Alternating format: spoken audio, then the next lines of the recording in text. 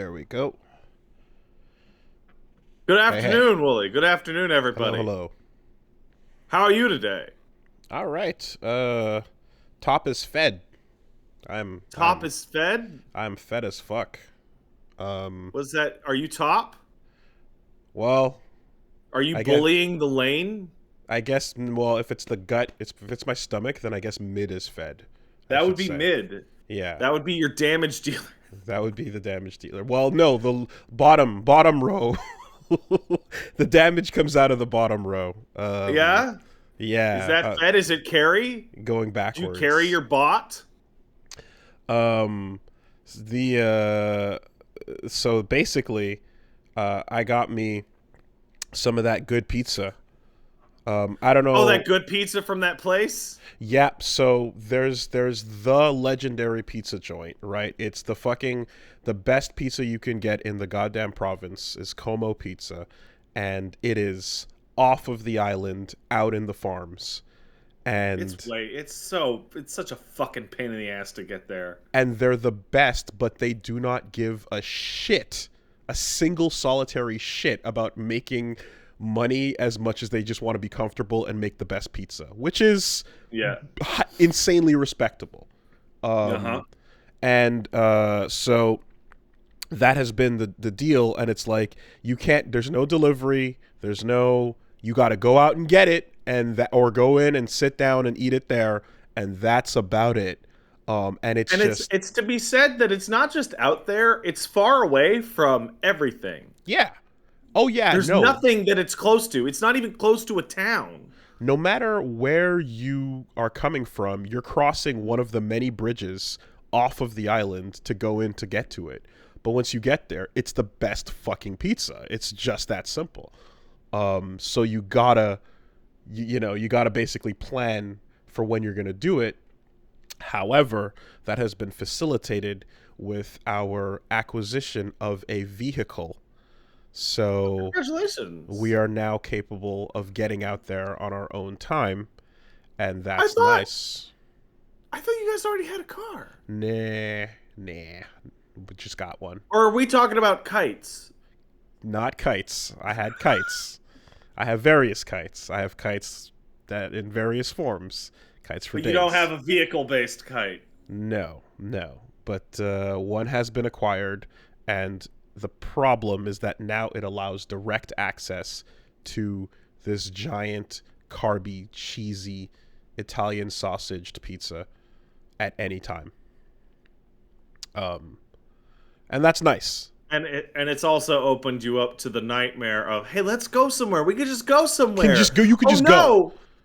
But now we have to park the fucking car in the most hostile fucking city in the world for parking. Yeah, we're gonna figure out what to do. Um, in most cases, I think it's just bite the bullet and pay if for some lot somewhere. But yeah, I think at the very least, when it comes to getting about the city, I'm still gonna just do what we do. But when it comes to going elsewhere and being able to just, I don't know, just fucking get in a car and go somewhere, that unlocks the map a little bit, you know. So that's cool. Um, Having my wife drive me around was a big freedom thing. I liked it when it happened. yeah, that's it's cool. I mean I Uber about for the most part anyway, you know. But and that's the thing too is I don't want to be like a pain in the ass for Punch Mom if possible, you know. Um, which is why the like, the proper responsibility of learning how to fucking drive one of these things also comes along with it. But We gotta learn to drive cars. yeah, yeah. I think it's gotten past the point though of like there's no like it's everyone at first it was just like, oh, this is it's so weird, how do you not? And then I've been able to demonstrate that like it's because everyone that lives in a small city in a city environment doesn't need it growing up, so that's just the way it is. And that's been established at this point, but it doesn't change the fact that it's like okay, fair enough, right? I no longer think you're insane for not having that. It makes sense that you and most people that you grew up with didn't have that.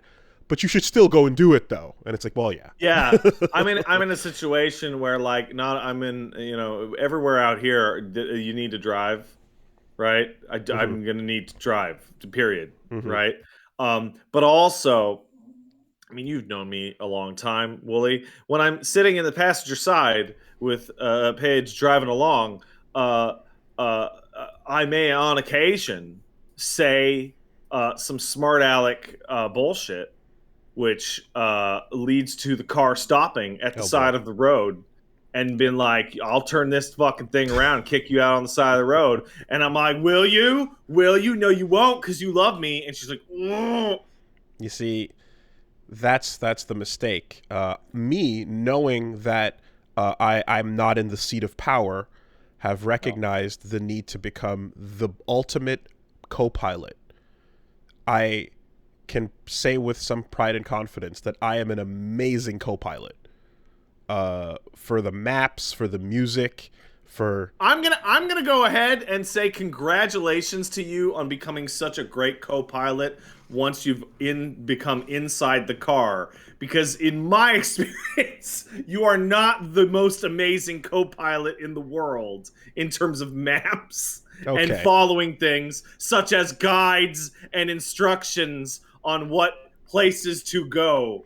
Well, we're not recording an LP when we're living in the real world, but in the sense of getting where we need to go and just making sure the driver is comfortable, knows what to do, knows when to do what, and all that shit, I'm taking care of it. I'm making sure that I can do all that because, quite frankly, I mean, it's the best I can do if I'm not able to trade off for taking the wheel when, a certain amount of hours pass or whatever the case is, and getting used to that, of course, with like the New Zealand trip and then with the Iceland one and stuff. Like, I've gotten a good feel for what Punch Bomb's gonna need for hitting the road for a duration. So, but anyway, all of that to say that congratulations on the modicum of new freedoms you have obtained with the power of wheels.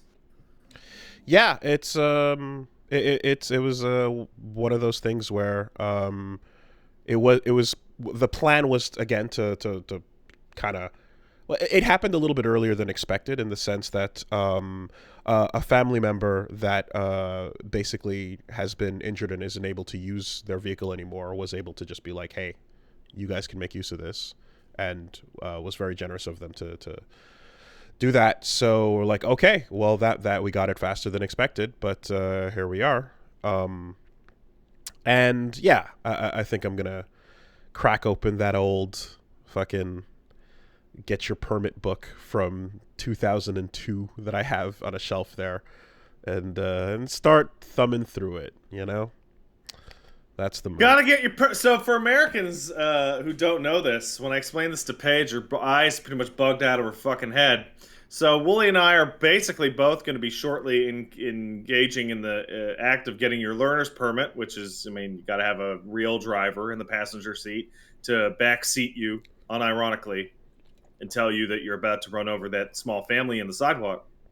You get that at 6 months, right? I believe that's what it was on Quebec, and it's the same out here. And then you got to wait fucking 18 more months for the full license. Yeah. And to make sure that you're not just trying to do initial D style Wangan midnight races, and that you're actually a sane person behind the wheel of this giant death machine, if you wanted it to be. It's 12 months in BC? Woo! I'm gonna be a real driver before you. Haha. Yeah, well, as long as I pass my fucking test.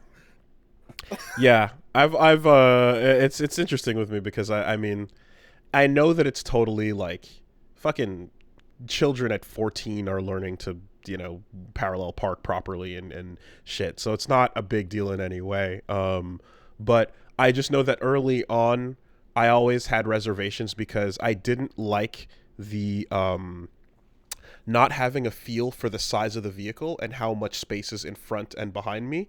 And like that was always something that was like, oh man, like I guess you just grow accustomed to it. But Oh yeah. I wanted to get a motorcycle license for the longest while, not just because I like motorcycles, but also because like I have a much clearer sense of the size that I occupy on the road Yeah. on a motorcycle versus a giant car, you know?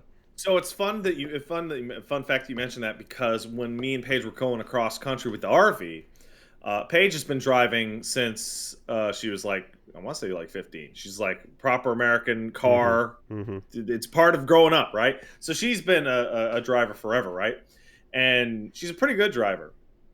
And as she likes to say, she's never been in an accident that she has caused. Um, However, driving the RV led to Pat get out of the car, because the RV is a truck. It's like a pickup truck chassis with like a massive amount of shit bolted onto it that adds up to, it's like 9 feet wide as opposed to 6 feet basically. And so the way she described it is that your internal sense of where the car is off by multiple feet in every direction. Mm-hmm. So there was a lot of like, get out of the car. I feel like I'm going to hit it. And then I get out and I'm like, you're literally 2 feet away. Mm-hmm. And she's like, are you sure? I'm like, I'm sure. She's like, okay. And then it's fine, right? But like the loss of that feel is horrible. You need to be the orbiting camera on the outside. Alternatively, I don't know if you've seen it, but there's those videos of like dogs that are trained to tell you how far to back up and then when to stop. It's awesome. Straight up, just like, you know, like they're doing the paw. Okay, stop. Arf, you know. Oh, that's great. So those are skills that can be learned. So now, I've never driven a car. That being said, I've played racing games. I'm sure it'll be fine. And Wooly, I mean, we did the LA Noire LP in which you famously demonstrated your expert driving skills. So I see no issue with you in the future. Hit the R button, swerve the wheel to the left, and wait for the blue sparks. It's real easy. Sure. I think we're gonna be fine. So. I'm sure it'll be fine. How hard could it be? Yeah. Again, if 14-year-olds are out in the boonies figuring it out, can't be that big of a hard cut to the fucking It's Always Sunny music. Hard cut to the news article. Hard cut to the It's Always Sunny music. Yeah. These things don't drive so good upside down. Yeah. So that's happening. And then I guess I'll just go from there. Just go for it. I have continued. It's been decided that we are continuing the trend that was started. So there's a genre on Netflix that has popped up that is the I talked about Tinder Swindler not long ago. Yeah, you did. And so there's a whole bunch of this thing, and it's best described as the Gwyneth Paltrow Goop audience gets like completely ripped off for hundreds of thousands of dollars after falling in love with a complete con artist, and now here's the documentary about how stupid they were. Can I ask you, for the audience, to explain exactly what you mean by the Gwyneth Paltrow Goop audience? I know exactly what you mean, but there are those that may not. Okay. Well, straight up, it is quite usually your early 20s to anywhere up to your like mid 30s aged, like typically business oriented, usually white girl going through the going through the different lifestyles of whether it's chakras, reikis, candles. Can I interest you in a crystal? Perhaps some crystals, whatever type of special healing, definitely doing the all your basic bitch wares and pumpkin spice Maybe lattes, having etc. 3 or 4 mimosas at brunch before driving to the office. Most definitely. And and then and all in all, whatever type of complete woo woo healing life memes can be shared on their Instagrams every single day nonstop are blasted at full volume. So just the people who lean into all of that, they go to the experimental yoga, and then they do the crystal reikis and whatnot, aligning the chakras. It's not quite the same as the Karen. It's getting into the woo woo, and it's anyways, it's that. And so these documentaries tend to focus on those who just happen to also be, playing the dating game or doing whatever they're doing, and then getting suckered in somehow by some massive crook. And then we get to follow the story of how bad it goes from there, because the origin point is always one that's recognizable, but then the reason why the cameras get together and film the story and put the documentary together is not because of where it starts, but always because of where it ends. And so in this case, the next in that genre that we started watching is Bad Vegan, is what it's called. Okay.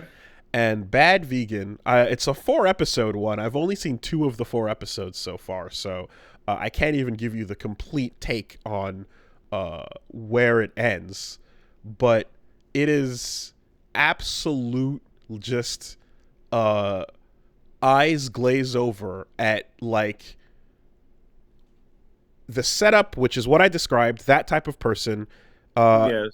And they also, in this particular case, they happen to have the biggest, trendiest, most successful raw vegan food restaurant in New York City. And our story starts there, where through various Twitter interactions and friendships with mutuals, oomfies, I guess would be the word, one of my mutual friends, through being oomfies with Alec Baldwin, our protagonist, she meets this mysterious Twitter guy who makes these fun little quips, and then manages to parlay those into a date, and manages to parlay that into a relationship, where it becomes a situation where she's this super successful, multi-millionaire, business owning vegan restaurant queen, running that world in the city with, like, celebrities walking through the kitchen type of shit. And then this dude shows up, humongous Cheeto stains on the t-shirt kind of thing. Yeah. And more or less establishes that, like, okay, he sets up like 2 things right off the bat. One, at one point she walks into a room and he has his laptop open looking at drone footage, and then he minimizes it, and then, like, locks the computer to, like, a CIA locked background, like, and basically he's like, oh, I can't have you seeing my work. It's, please tell me when, please knock before you. And she's like, oh my goodness, oh wow, okay. And then just like, yeah, babe, the type of work I do, you don't want to know about it, but I do the type of work that keeps people like you safe at night, and looking into the distance type of shit sets that up. I wish there was an audio way I could get, like, the just it's the glazed look on my face across. Right? You set that up. You establish that this is what you do, and this is why you're mysterious, and why you're back and forth, and you're never quite in the same place, even though he's just driving in from Ohio. And this somehow then escalates to a point where, through drip feed, he is able to get her to more or less subscribe to a one-man cult that is him promising that if that by following the instructions he lays out very carefully and to the T, by sending him lots of money, she will be able to obtain immortality for her and her dog, so that in the next life, as when this one moves on, they will be together forever with her and her immortal dog. You know what I love about these stories? You ever see people that like unironically are like, you know, if you work hard, you'll get rich, or rich people earned it, or what of that shit. And you watch shit like this, and then you watch shit like fucking Tiger King. You watch all this shit, and it's like there is no correlation to any worldly state, to any level of intelligence whatsoever. There is nothing. And in fact, these types of rich people are often apparently way easier to scam.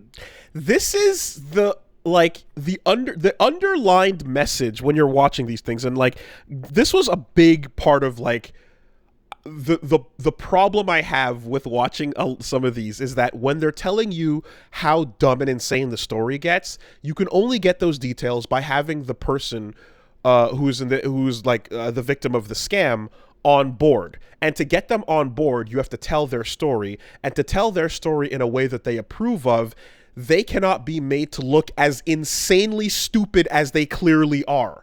So there is tons and tons of padding around, because you're like, how do we get to the dog mortality? Like, the dog immortality is going to be clearly the stinger here. How do we get to that? And you have to pad it with tons and tons of shit to try and make it seem as if, oh, anybody in this circumstance that happened to be, if you were in her shoes, you would have fell for it too. And it's like, absolutely not. It never works. It never comes through. But here's the thing. They're showing this to people, the people who have already fallen for it, who have proven themselves susceptible to this kind of manipulation. And even this weak sauce fucking pussy shit version of, see, anyone could fall for it. They're like, see, anyone could have fallen for it. Anybody. See how genius this was? And all the producers are sitting there going like, yeah, totally. And every single time this happens, the one that pops in my mind right now is Tiger King, for example. Every time it happens is like they record all the footage and they take every interview and they get every fact, and then the fucking thing comes out and all the people in it start to go, no, wait, no, you made me look bad. And it's like, we showed you it before it went out.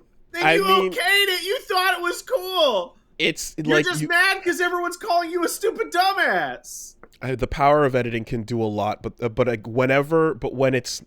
when they are there to, anyway, when they're making sure that the image is softened enough, like, I have to basically, I'm cutting in to go, hey, like pause, by the way, recognize that, like, in this moment here, they've cut away from the story to show you how great of a person this is, because here's that homeless guy that lives on her block who she became friends with, and here's the story. For the purposes of this bit. Yeah, and here's establishing how this homeless guy was like, oh yeah, she's the best. I love her, and her dog is great, and she's such a good person. And then it's just like and the only point of establishing that is to just be like, look, no, this is a normal good person. See, it's totally not her fault that she fell for this dumb shit. And of course, and then there's the starting with the success, of course, of the business and everything, where the beginning of the story, it's a very quick hand wave, certainly, to establish that, after graduating and going into a financial Wall Street institution and working there and making tons of money, of course, she decided that her passions were in food, and she mentions, of course, that, based on that and I guess on what she had beforehand, she wasn't too strapped for cash, so she was able to then go to culinary school and go get right through it, and then no problem, and then set up the restaurant, and then, hey, all good. She got her $2 million loan, and then got the whole thing set up, and great, and got her business going, and bam, it popped off, right? But that's all prologue. You don't worry about that part too much. the idea is that, of course, someone who is at the top of their industry here, yeah, no matter no matter what level of success you're looking at with this stuff, you cannot correlate that to their own. You cannot attribute that to their own genius or business acumen more than half the time, especially when it comes to the world of raw vegan food. I mean, I have nothing against a good green diet. That's what everyone I grew up with ate as a part of the health message of the religious thing. But you're not gonna avoid the trend. Like, they're showing you the trendiness of this type of place and the people who work here, and the managers and the waiters and waitresses are all also the types that are like, yes, raw vegan food and crystals and Reiki healing. These are cool things. I mean, they're in New York, right? So New York has like a whole neighborhood dedicated to these people. And, so you can't get past that point, certainly, of just being like, yeah, you're set up to be the type of person that wants to believe in the nonsense. And I want to believe. So this fucker that comes in gets to a point where he sets up that whole game, and then like that, and that's why you need to transfer me $10,000 immediately, no questions asked, and I'm not going to do anything with the money. I'm just going to put it on a shelf, and it's just proof that this money means nothing because you're looking for the happily ever after with you and the dog that live forever. If you want to get that, send me the money and send me your credit card with the 3 digits on the back. It's the only way to get to the happily ever after. I think about this, and I think about, like, man, being a con artist is a fascinating profession because it is an art, and it's an art that gets to be improved over time cumulatively because there are no new scams. Like, now that I'm 36 just remasters recently, happy birthday to me, but whatever. I'm old enough to look back at the history of my life and go through, like, what as a kid it was Nigerian email scams, all the way up to cryptocurrency now. And it's like, there is no new racket. It is always an old racket with a new coat of paint. Something about the pyramid scheme, for example, is like hard-coded into people's fucking brains. Mm-hmm. There is a certain percentage of people that will fall for any form of pyramid scheme every time. Every single time. And this one, too. The relationship magic, opportunity, investment fucking thing. So what you're describing is like if you have a tinge of that hustle culture, that hustle blood. If you got hustle blood in you, then you're just going to look on the opportunity to make one up and get on up, stay on that grind, but in this particular case, stay on that Sigma mindset, man. Absolutely. The Sigma grind set. What are you talking about, baby? I don't know what I'm talking about. All right. Listen, the thing about the remix though is that it always that's what's refreshing and fun to follow the story of. Is like, how are we going to get gimmick this time? What's the remix this time? How are we going to do it? Like, yeah, that makes sense. So like with the Tinder swindler, it was, well, with the use of Tinder, I have the fastest possible source of marks that has been available to anyone ever in the history of anything. Yes. So good for them, I guess. But what is going to be the Scam Super Turbo Championship Edition, right? How do we get it to that next level? And in this case, how far can you go with it? You start with the CIA minimizing moments. That's right? Good. You get in there nice and clean. You set up the possibility of the future and the immortality with the dog, of course. And then, but at the same time, you've got to live your life, right?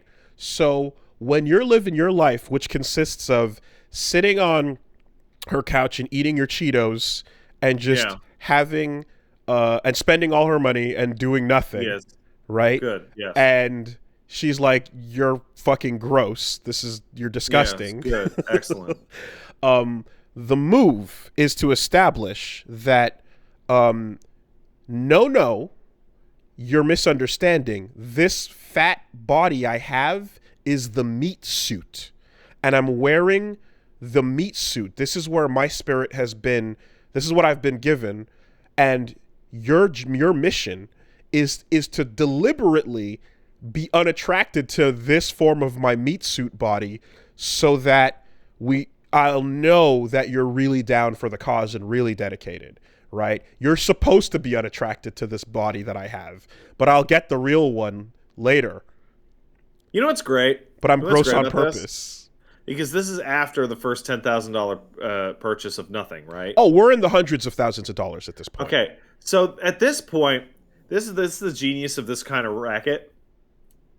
Let's say they have doubts, right? Let's say they have doubts because what you just said to me, Wooly, is fucking stupid, right? But let's say they have doubts, right? The nature of the fact that they've already kicked in 200 grand means that they're like, no, it has to be. I wouldn't have just given 200 grand to some slob on my couch. And that's exactly what she says once the tape recording of the conversation is played and he's talking about the meat suits and such. That's where it's like, okay, at a certain point, you're like, well, sunk cost fallacy. We're in it. We're in it, and it's more comfortable to just disappear into the belief that that me and the dog are going to get that immortality, right? And also, of course, you have to sprinkle in a little bit of that Scientology flavoring of like, if you're successful, it's because that's what the universe owes you, right? Magic. It's of your own making. It's the secret. It's fucked up new age version of karma. This complete nonsense. You are special. And then whenever things get a little bit too complacent, whenever things get a little bit too idle, you have to make sure that, just like the Tinder swindler, a sense of urgency can be kicked up at any moment. And in this case, the dude's evil twin brother might be coming for him at any moment. Any moment, his evil twin brother. You've been diving into these for a bit. Do you get the feeling that there's a point in the hustle that they're like, man, they're into me for like 300K. This has been a year, right? Let's just see what I can get away with. Because you just said evil twin brother to me. I often wonder right off the bat how much of that is going on, right? How far can I push this, right? How, and like on the other line, then be like, holy shit, I can't believe, we're actually getting away with it. If I got them to believe this, can I get them to believe this? But when you hear in this particular context, and again, this is a bad vegan, when you hear the context of him trying, like she's pissed off and like, I'm starting to suspect that this is, something's fishy about what's going on here. And he's like, what? No, fuck off. No, that's not, you're wrong. And he's exploding in these ways that are just like, oh no, you're kind of ill as well, and you're kind of believing in it, but you also have enough of your faculties about you to realize how you can profit off of this, Yeah. And it really also just, anytime you have someone like that and they're surrounded by people who, I guess should be giving the advice to be like, hey, are you okay? And in this case, they are, but you're coming from this world where, like, more woo-woo equals good, Yeah. It's gonna be hard to not spiral. It's funny because like there's the three general stages that I'm dividing up in my head, but I mean there's many subdivisions, right?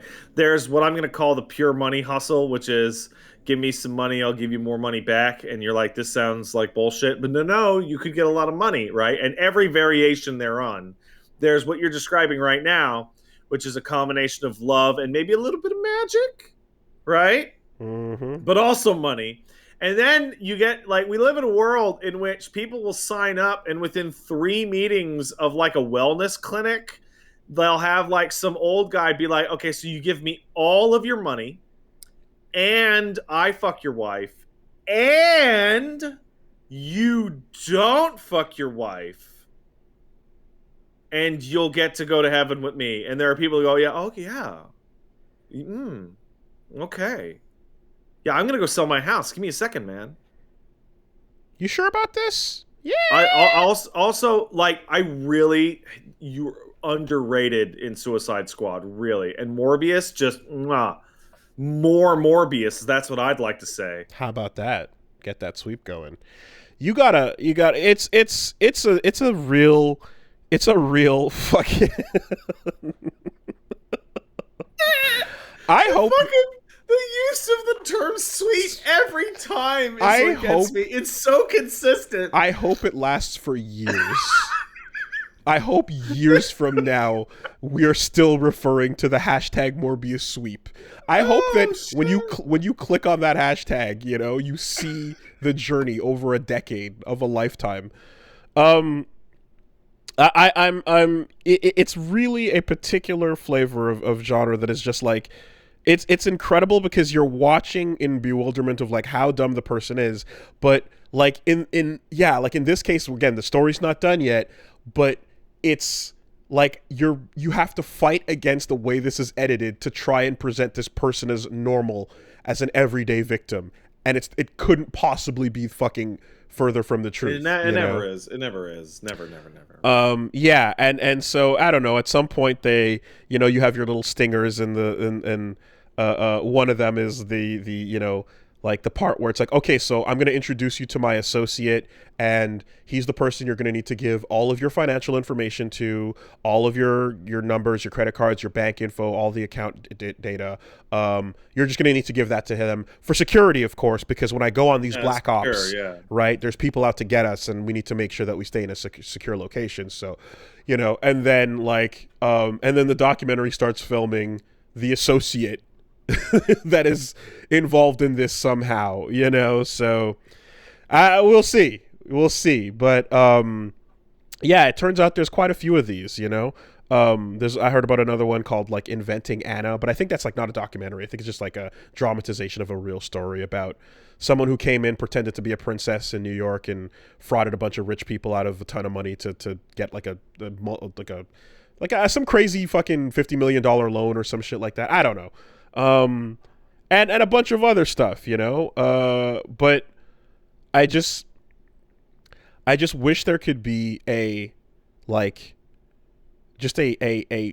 director's cut or commentary to this stuff where they're just like, yeah, this is the part that we had to edit around to make the person that's the victim here seem a little less stupid. This is the part where we're putting in the fluff piece about, how great life was, and this is the part where all the friends are going like, yeah, from the time she walked in with this guy, I just got a bad vibe. I just got a bad vibe about this guy. Bad vibe, and you're like, I'm sure that was all what you told them at the moment, of course, right? I'm sure this is totally not in retrospect doing a retcon. Nice to meet you. Yeah. Wow, really? Immortality. It's I don't know about you, Wooly. I've gotten a bad vibe from people before. I've met people and been like, I don't know about them, or I don't really feel they're trustworthy, based off of like nothing. The people that get like hyper scammed, I'm gonna call it, in these types of situations by people telling them, oh, magic and the government. I don't believe they have this ability to feel a bad vibe. I feel this is a thing that they lack in general. It's either that or they have it, but what they want out of reality is so much stronger, and they're willing to compromise any other sense in order to hope and believe in the magic. The desire to believe in the magic outweighs all other common sense. So it's one of these things that I read somewhere a million years ago, like as a kid, and it's like it stuck with me. I remember where it was, from the Sword of Truth, the fantasy novel series. It's a villain's monologue, but it's one of those little pieces of thing that stuck with me. It's like the easiest way to get people to believe anything is to tell them either what they want to hear or what they're afraid of hearing. And in this particular scam, it's both. It's both. It's absolutely both. Yeah. Here's what you want, but here's what would happen if not. Your dog, dead. Don't you want your dog to live forever? Yeah, this is, so, again, I'm going to have to see where this goes, but it feels as if there's always another one of these stories just around the corner, as there's a sucker born every minute, and A fool and his money are soon quickly separated. All right. So, yeah, I'll report back on what becomes of Bad Vegan. Although terrible title that tells you nothing about what this is about. Yeah, I thought this was gonna be like I'm running a vegan restaurant and there's 10 pigs in every soybean. I mean, it seems 'Cause that would be a bad vegan. Yeah, it seems like the restaurant is not the problem here, and is in fact the restaurant is like, elevated to this plateau of like, it was such a great time and everything was perfect until this guy came along, so. Yeah. If everything was perfect, why were you so desperate to latch on get to this eternal when life? it hit the moment It sounds like you were actually desperate deep down in your heart, or something. So, man, there's a type of person out there that can just smell internalized human misery from like a distance of like 100 feet. yeah, And they just lock on to the most vulnerable, stupid person. It's a superpower. And you can either commit to a one-on-one, lifelong, omni swindle, Yes. or you can start selling vagina candles. Take your pick. Yeah.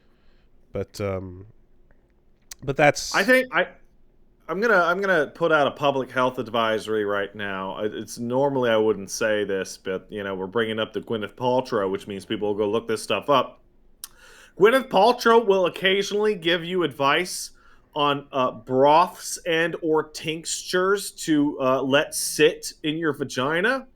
Don't do that. You could die. Unironically. She put out on Twitter, like, I like to put this steamed fucking cabbage up my pussy. And a bunch of ER nurses were like, you'll die if you do that. Don't do that. Don't fuck with the bacteria in there. It's toxic the way it is. Shock is a real thing. Don't do it. Yeah. Anyway, so that's Bad Vegan, and more on that as we get there. I'll let you know. Other things. This week. We can. God, I wish I was rich enough to casually endanger my life through vaginal additives and just know that some fancy doctor would just pull whatever they need to out of my body and go, oh no, you silly person. You silly person. Don't put that in there. I mean, it really is just... it, like, when you talk about a target audience... Like it is a crosshair locked, Z-targeted, charged, full vector cannon sequence, like target audience that you're unleashing your full salvo into. I would love They'll take to talk all of to it. this con person and be like, I need to know what 5 questions you ask every person to determine just how much of a mark they are. Because I bet you could totally do it in 5 questions, probably less. And I mean, and it possibly... What's your sign? What number 1 with a bullet? Yeah, sure. It feels as well though that like there's if you're aware of like legal tiptoeing, you also can realize when being in a relationship with someone and having them just gift you tons of money and or like opening up accounts joint together is not the same as you just walking in and robbing them, right? There's a voluntary aspect which creates a legally dubious situation once the jig is up, Did they really steal from you, ma'am? Because we have you on video going, I love giving you money. Anyway. And you signed it, and there's a notary. He was there. Play it for the jury. Play it for the jury. Yeah. It's a good time, but not really. So anyway, I played some It's a, games. it's a whole genre. It's an entire genre based off you watching it with your arms crossed, be like, oh man, oh I Yeah, wouldn't have fallen for that in a second. yeah, yeah. This What a maroon! but the reason why, like, I bring up the target audience especially is because, like, it has to start in a way where you can self-insert from the beginning, you know? So when they show you this, like, absolute, like, boss bitch queen vegan crushing it, living her best life, um and then they just kind of establish that, and then people don't know, everyone thinks it's a perfect smiles and happiness on the outside, but deep down there's pain because this man came into my life, and you know, it was a devastating moment. It's like, yeah, everyone in that group is inserting into that description. Yeah, 100%. They're all able to fucking doujin protagonist their way into that. Yeah, and to them, the genre changes. It's not a smug like, oh man, look at these idiots. It's like, that's so sad. That could just Cautionary tale. that could have been anyone. How could she have known? And then a couple How mimosas later, it's like, I love my dog, and I would want my dog to live forever. Okay? Who would turn that down? If someone were to offer you, how could you do it? How could you turn it down? Don't you love your children? You just don't understand. Trisha, you bitch. I love my dog. You know, and then you just, yeah. And then you just, it becomes a cautionary tale instead of a, holy shit, would you look at this? You know? Anyway. I'm just trying to think up like the fastest mark acquirement system, and I'm just thinking of like a street magic card trick, right? Mm-hmm. Like literally, like, is this Card your hustlers. card? And right, and then they go, "Wow, how'd you know that?" And you go, "It's because I'm magic." And if they go, "Wow, you got them. You got them." They believe in magic. It's not that it's a trick. It's not that I'm good with my hands or any other pickup line. It's, wow. And you're like, I could teach you to be magic too. Mm-hmm. Really? Yeah. And then they bend over and then they pet your dog and they're like, there, Fido. See, Fido likes me. It's like, how did you know? And like it's not like he's wearing a dog tag with the name on it or anything, you know. It's not like prior to this you smeared some meats on your hand. So like, hey, you want to hear a magic trick? I take the dog out for a walk, and there's some old man having a smoke outside a building, and the dog just almost pulls me over trying to get to this old man, this gruff old man. And he's like, "Hey, doggy. Oh, you like me, huh?" And it's the favorite person the dog's ever seen because I'm talking to the butcher outside the grocery store on his smoke break. Yeah. Right? Yeah. Smells like a good time. He's just got away with dogs, dude. He's magic. He's magic. Yeah. Anyways, we'll check back in with these fucking idiots later. So is it wrong of me that I want the story to like stop having the person's narration and switch to like their sister because like they died? Like somehow in this story, I mean, like led to their inevitable death. Well, I think that it's like the way these things go is like, from the jump you realize that this is going to be a tale of lies and betrayal and financial scams, but there's an understanding that, like, I don't think anyone got physically hurt or, like, you know what I mean? Like, there was no actual, it never gets to the point of like, and then there was a murder mystery, you know? I knew an acquaintance through a friend, and she met this guy online and was like, dude, oh my god, it's really, he's so great, and he's rich, and he's, oh my god.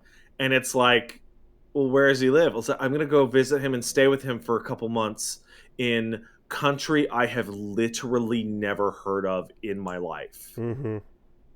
And just like every single internal thing just went, yeah. Mm-hmm. Yeah, and he's so rich. Yeah. Mm-hmm. Yeah. I mean, that's... mm-hmm.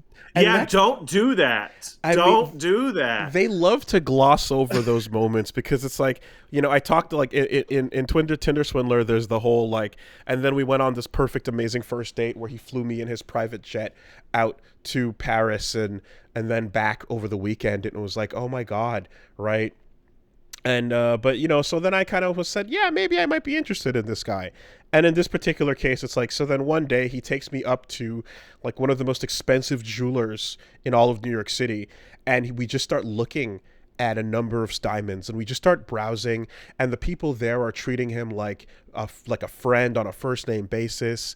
And he's just, you know, he's just saying, yeah, just take a look at what you like here. Just, you know, try on this, try on that, and see, let me know what you like. And then of course they walk out not actually buying anything. But after that, you know, I guess, I don't know, I maybe started to maybe feel something. And it's like, yeah, of course you did. You know, and like, and it's just this weird thing where they, like, in the way they frame it, she's just like, yeah, so we did that, and then I don't know, I guess I kind of fell a little bit like, oh, this might be very nice, and so then we went down to City Hall and got married. You know, and you know what my favorite version of the scam is? It's what you're describing right now with a single twist. It is one of the bigger scams perpetrated in Tiger King. It is an investment scam. It is a love scam. It's every single thing. It is such. I am starting to doubt that this person I keep paying is doing anything but robbing me. Right? I'm beginning to doubt that my banker, my investment guy, my funding guy, the guy I'm seeing, whatever. Right? And so then they go, oh, come on. And they take you out on the nicest dinner possible that money can buy. They bring you to their expensive penthouse or mansion. And they give you some massive gift that they don't tell you that they bought you with your money that they gave you, and that the place they were at was rented for one day for the purposes of showing to you. And they're literally just feeding you your own money back to you with the facade.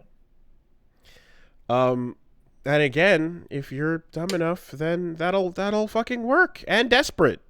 All I know is I don't know what's coming, but all I know is based on the introductions in the first episode in the trailer, that at some point her employees at the restaurant are protesting with signs outside saying, "Pay us our fucking money," and they're demonstrating outside the restaurant because apparently they have not been getting paid for God knows how long.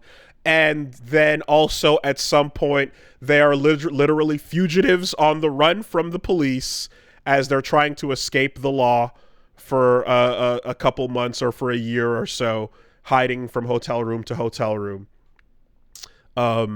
And I believe this could happen to anyone. To anybody! Who hasn't dipped into the payroll or the pension fund to, you know, from time to time? I mean, you just put it right back.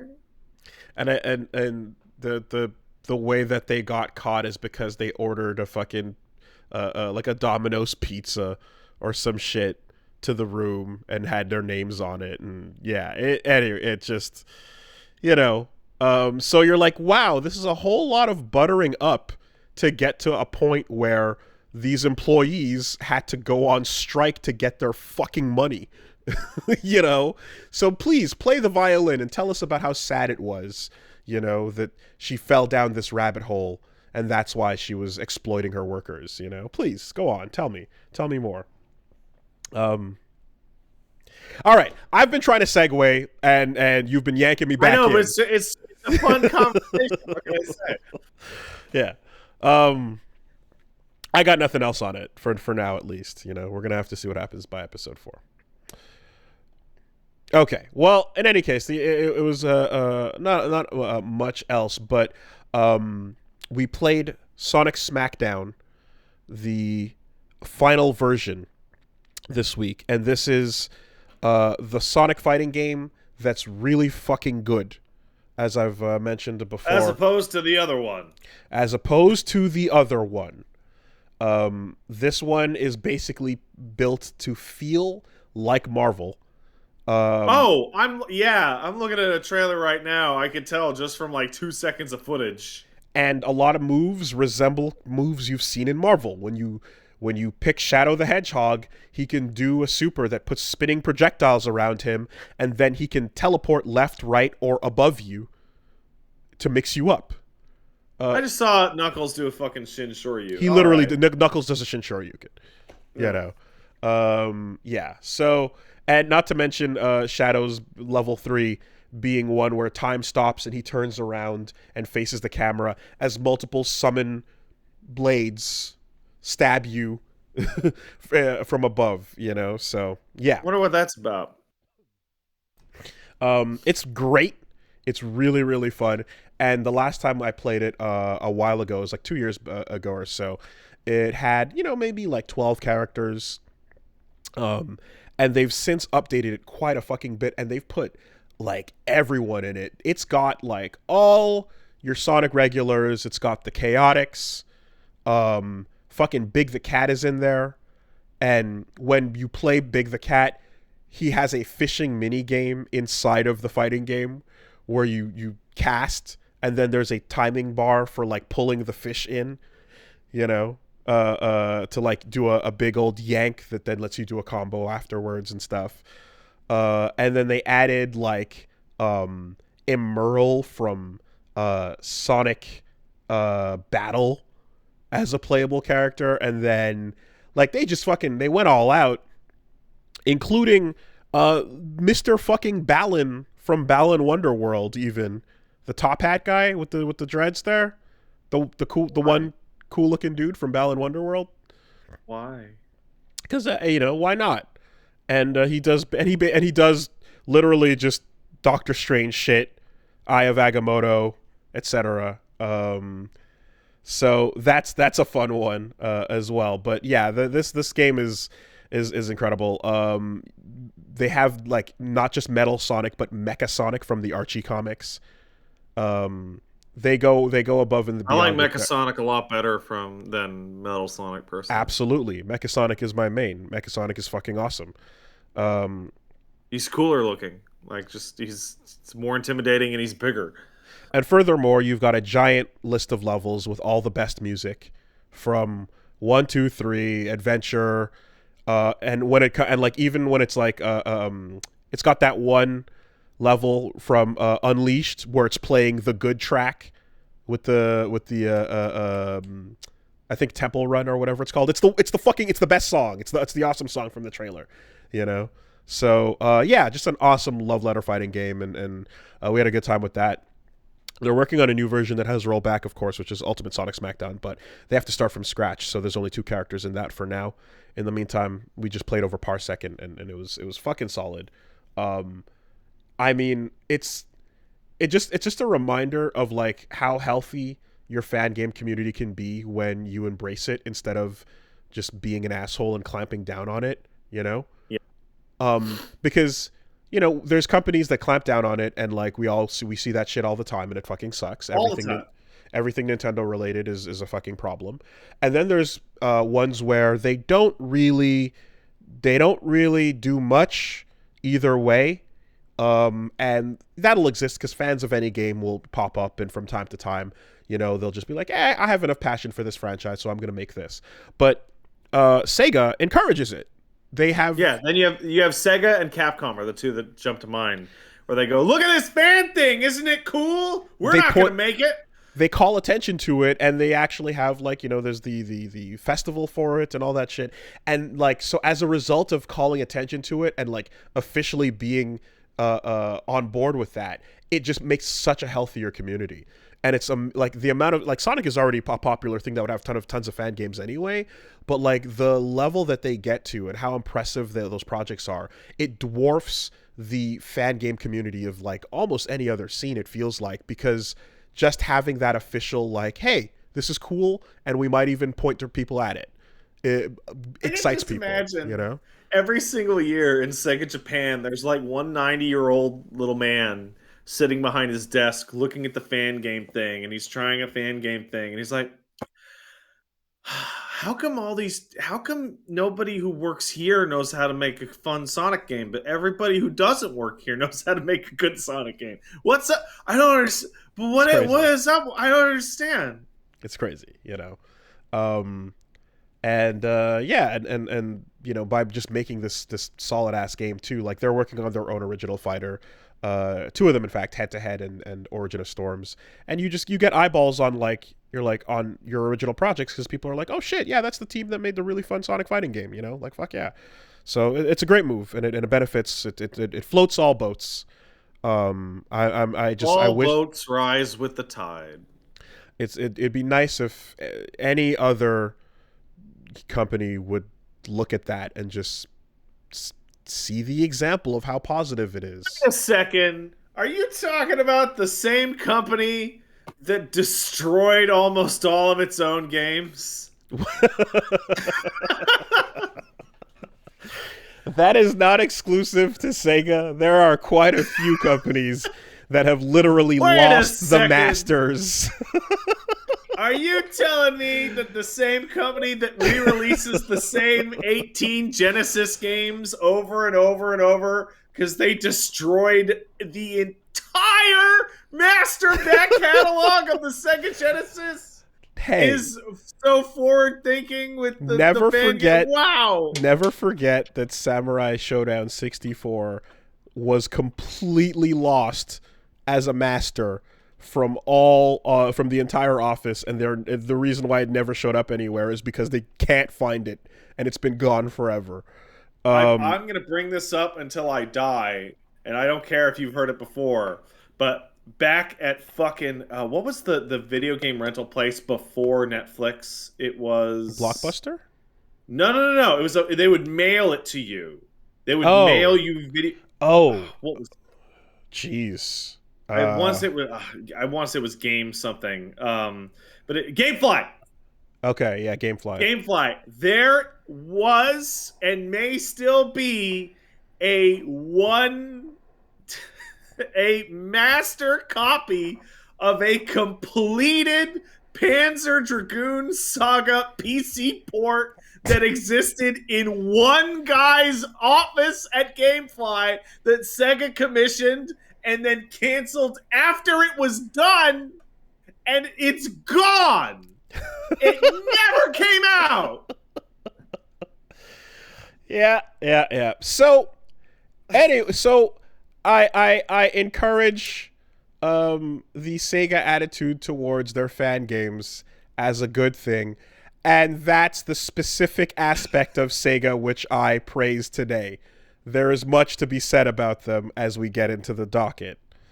Although, funny enough, even that news also praises the fans and the fan games for their incredible diligence. In fact, hiring the really, really talented ones allows you to make some good shit sometimes. So they're really geniuses because they announced the Sonic 3 Knuckles collection or whatever the fuck it is, and it's like $40, right? And it's like, wow, that's ridiculous, except they finally got that team that did Sonic 1, Sonic Mania. 2, Sonic CD, Sonic Mania, the genius like archival people. Not Hammerhead. Headcanon, Christian Whitehead, and I forgot the other name, but and I think writing by Ian Flynn, I believe, as well. But it's finally the good version of Sonic 3 and Knuckles, and they are straight up charging you like an Ubisoft game to get the original music as like a DLC pack, and it's like, you monkey's paw motherfucking pieces of The shit. animations, yeah. If we're talking about it, we're talking about it. But it's like that's the thing. Is as I'm playing this amazing Sonic game, fan game, and I'm looking at the news about this other re-release, which that team has earned because they did such a great job with Sonic Mania, and this is the perfect spotlight, exactly what the fans want. Remaster, top to bottom. It's and plus all the beautiful animation that is like that perfect style that came with Mania as well. It's just, after tons of failure, you've got a group of people that know exactly how to make just about everyone happy, and then you can't keep your fucking fingers out of the pie because we have to create the most unbelievable convoluted pre-order DLC thing ever, where even when you simplify it to show you that actually it's just two sides of the same package, but someone had to come in and look at a simple game and go, how do we carve this up to sell some pieces for pre-order and for DLC? Let's remove animations. Let's remove map control from the eye, like the most insane shit to see carved up. In CAD, this thing costs $60. Yeah. It's so fucking crazy and shit because it's not at all the fault of the team that did a really good job. That it made something that everyone wanted to see. It's absolutely, when it gets into Sega's hands, and then the marketing team goes, how do we cut this up? How do we do it? People are excited. I mean, that fucking chart they put out with the 5 different things and the rings for the feature lists that looks like you're signing up for an antivirus program is going to live in infamy. It's fucking it's unbelievable. How do you not realize how much people hate looking at that before a game comes out? And none of the things on the list, what's hilarious about it too is, what's even the best feeling is when you look at the Sonic Origins version chart that they put out with the 5 different versions on it. None of the ones in the list, unlike your antivirus like website scam shit, none of them have a full collection of top to bottom. This one has all the features. Like, they're all somewhat incomplete in different ways, I saw someone make a simplified version of it that just breaks it down into 2 categories.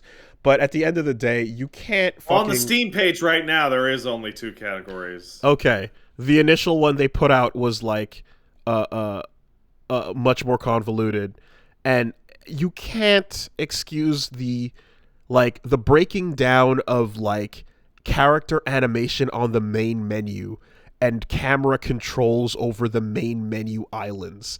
Like, what the actual fuck, man? There's something to be said, and I feel like not enough people have given Elden Ring enough credit for this. You know what? One of the best things and the things about people talking about Elden Ring and being excited about Elden Ring is that they went out and they bought Elden Ring. That's the whole end of the story. Yep. It's a free... Yep. So the free slam dunk for anybody who wants it is, yeah, this is the game. This is it. You get the game. You get the game. There's nothing else to it. Who wants it? And Devolver, of course, were the ones who put out their tweet because, what's the game? Trek to Yomi is coming out. So they're like, here's our marketing department creating a handy guide for pre-ordering Trek to Yomi. Navigate your path to purchase. And it's literally just like every version of the game on different consoles with all the features checked off on the list. Yeah, end of story. Elden Ring's obviously going to have DLC. And it's obviously going to have a version of the game that comes out in like 18 months that's like Game of the Year edition that has all the DLC. But like... After I start playing Elden Ring, the concept of real money dollars go away. Play video game instead. So we've established that when it comes to fan games, Sega's got a great attitude. And when Great attitude. And Great. when it comes to Their own games. They have finally hit the point where they're like, God damn it, we give up. You fans can take the job officially. And so the fans have come in and are now doing it officially. Better than like, Sega. Well, now that we got, now that it's contractors, we got to charge you like 5 times what this is worth. So hopefully this trend just continues to the point where they just take over. And really, all the shit. I was not even 10 years old when Sonic and Knuckles came out for $80. And you're trying to tell me that the 4 games that I couldn't get a combined total of $4 for at the trade-in place back in like 97 so I could buy a PlayStation game is now worth $60 plus tax? I mean, finding out, and like the related tag to this story, of course, is that what was also just announced is that Sega's reportedly, not announced, but the rumor, Sega's reportedly working on big budget reboots of Crazy Taxi and Jet Set Radio, right? And it's like, okay, I don't believe that for a second. Like, it's been our entire lives, right? And if you on any given fucking day, you can just go check Hideki Naganuma's Twitter to find him basically going, what the fuck, Sega? I would love to make a new Jet Set Radio. They won't let me. You know, like it's gone from Ask Sega to Sega doesn't give a shit, but I would still love to make it. You know, and the full on hostility, and then just like, everyone please go check out and love Bomb Rush Cyberpunk when it drops. But apparently this is happening, and seeing these headlines, I'm just like, okay, well, if Sonic Mania is any proof of it, go find the talented people that are not your teams internally that actually love and care about these properties and are willing to do them justice, and just fucking give it to them. You like the fans, right? So take it to that next level. Hire them to make this shit and make it right. And hopefully that can, like, just that trend towards, like, who's going to save Sega? Fine, we'll do it ourselves, you know? It will be one where they can just get out of the way as IP holders and let people who actually know how to save these games and bring them back take a crack at it. These things are always so funny because, like, you look at Sega and you look at Square Enix, like the two that pop into my mind right now, and like both of them have these parts of their companies that clearly have total control over their own divisions that are just runaway, non-stop successes because the businessman from the other side of the building doesn't get to tell anyone on the other side of the building what to do. And then you get to see the part where Square Enix CEO is like, we are fucking committed to the blockchain. We're going to make blockchain play-to-earn games, motherfuckers, just like Babylon's Fall. Which, by the way, if you want to get the Nier items in Babylon's Fall, you can notice that they are the FF14 raid assets, and they didn't even change the names. The Type 53 Yorha Code of Maiming? Are you fucking serious? I have that in my glam chest. There should be an achievement for being online with 10 concurrent other players so that no one can get it. Somebody in the chat points out there are currently 38 players of Babylon's Fall right now. Yeah! Hell yeah. You could fit that many people in a small room. You know what's great, Wooly? You know what's fucking great? I lived in a house, and I'm sure you did as well, where if you didn't eat your whole plate and you fucking scraped a couple fucking potatoes into the trash, a family member would be like, you're wasting food. I bought that food. Like, you finished your fucking dinner. You don't waste things in this house. Meanwhile, motherfuckers out here making an entire Babylon's fucking Fall and throwing what, fucking 20 million into the fucking trash and setting it on fire and going whoopsie doodle for 38 people. I mean, I hope at the end of the day, Platinum can just say, "Hey, we got paid," but Jesus Christ. Um, anyway, I like it's wild to think, but in this exact Sega instance, unironically hire this man. Actually hire this man for real. Unironically, do it. That's where we're at. So It's not yeah, that simple. yeah. That's Outsiders being hired into Japanese companies is rarely that simple. Of course.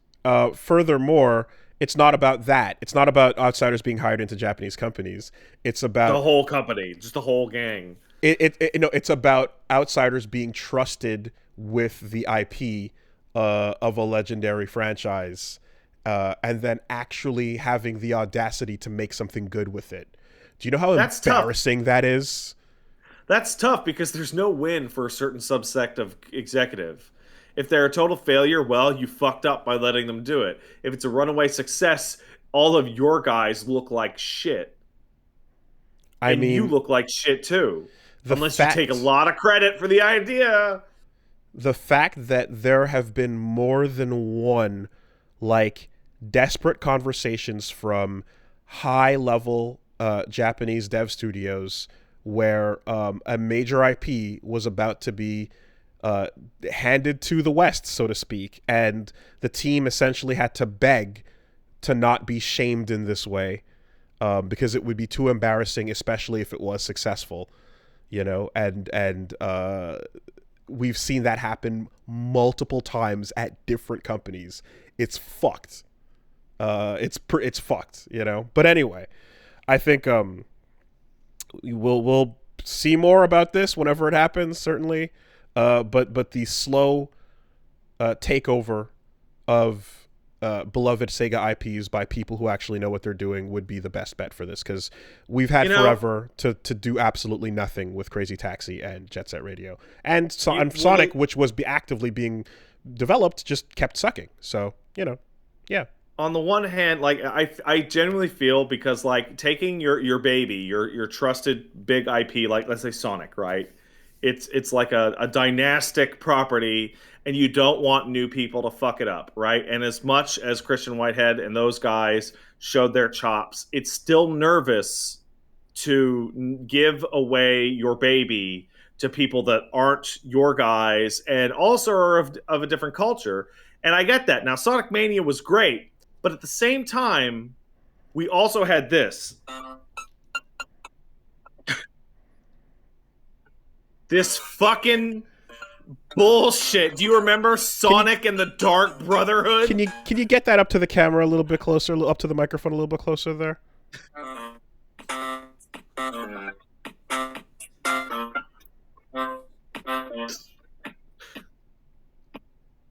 Don't take it away from us. Don't like, let us do that. Give us a chance to make more of that. I want to say, like, I think it was Mr. Feel that just randomly dropped this shit onto my timeline last week. With it's an astonishing achievement that Sonic and the Dark Brotherhood is in three ways the worst Sonic game, the worst BioWare game, and maybe the worst game released for the DS. It's not always gonna be a banger when you go outside. When you go to and that was BioWare. No, that was BioWare during its like good years where they were to be trusted. But also but let's, if I'm not mistaken, that was BioWare for 60 days. Right? Wasn't that a 2-month thing? And that's why the music turned out that way? So I don't know if the whole game was like this, but for the music, there was some kind of rights issue with the sound library that was used to make the entire I thought it was like a month or two. No. Shit. There was some kind of issue with the sound library used to make it, and the music man was told, you need to redo the entire soundtrack over the next 6 days. 1 week. Which is why it sounds like... And it's one of these things. It's the same way every game that turns out like complete garbage comes back, and you talk to somebody, And they're like, bro, you have no idea how proud I am that there is music in this game at all. Basically. Like, yeah. I was digging through the Anthem storyline a little bit over the weekend just for fun, and one of the things I discovered was that like Patrick Soderlund saw the game and it's shit, but keep the flying, and then they sent a producer down there to help BioWare make the game, who gave them 100 suggestions. They ignored every single one of them, and they had to come back and be like, "Yeah, they're just gonna do what they're gonna do." You just gotta let them fail, I guess. Yeah, I'm trying to remember. I worked on Justice League Heroes, which was that it was the DC superhero version of it was a top-down kind of Diablo view thing. Yeah. And like a Baldur's Gate Dark Alliance Diablo fucking thing. Well, here, what the fuck was the? Damn it! I went Ultimate to their Alliance Marvel. That was the Marvel one that was popular. And I actually was at the studio working there, like embedded with the team, by Snowblind. That's who it was. And there was a point, like within the.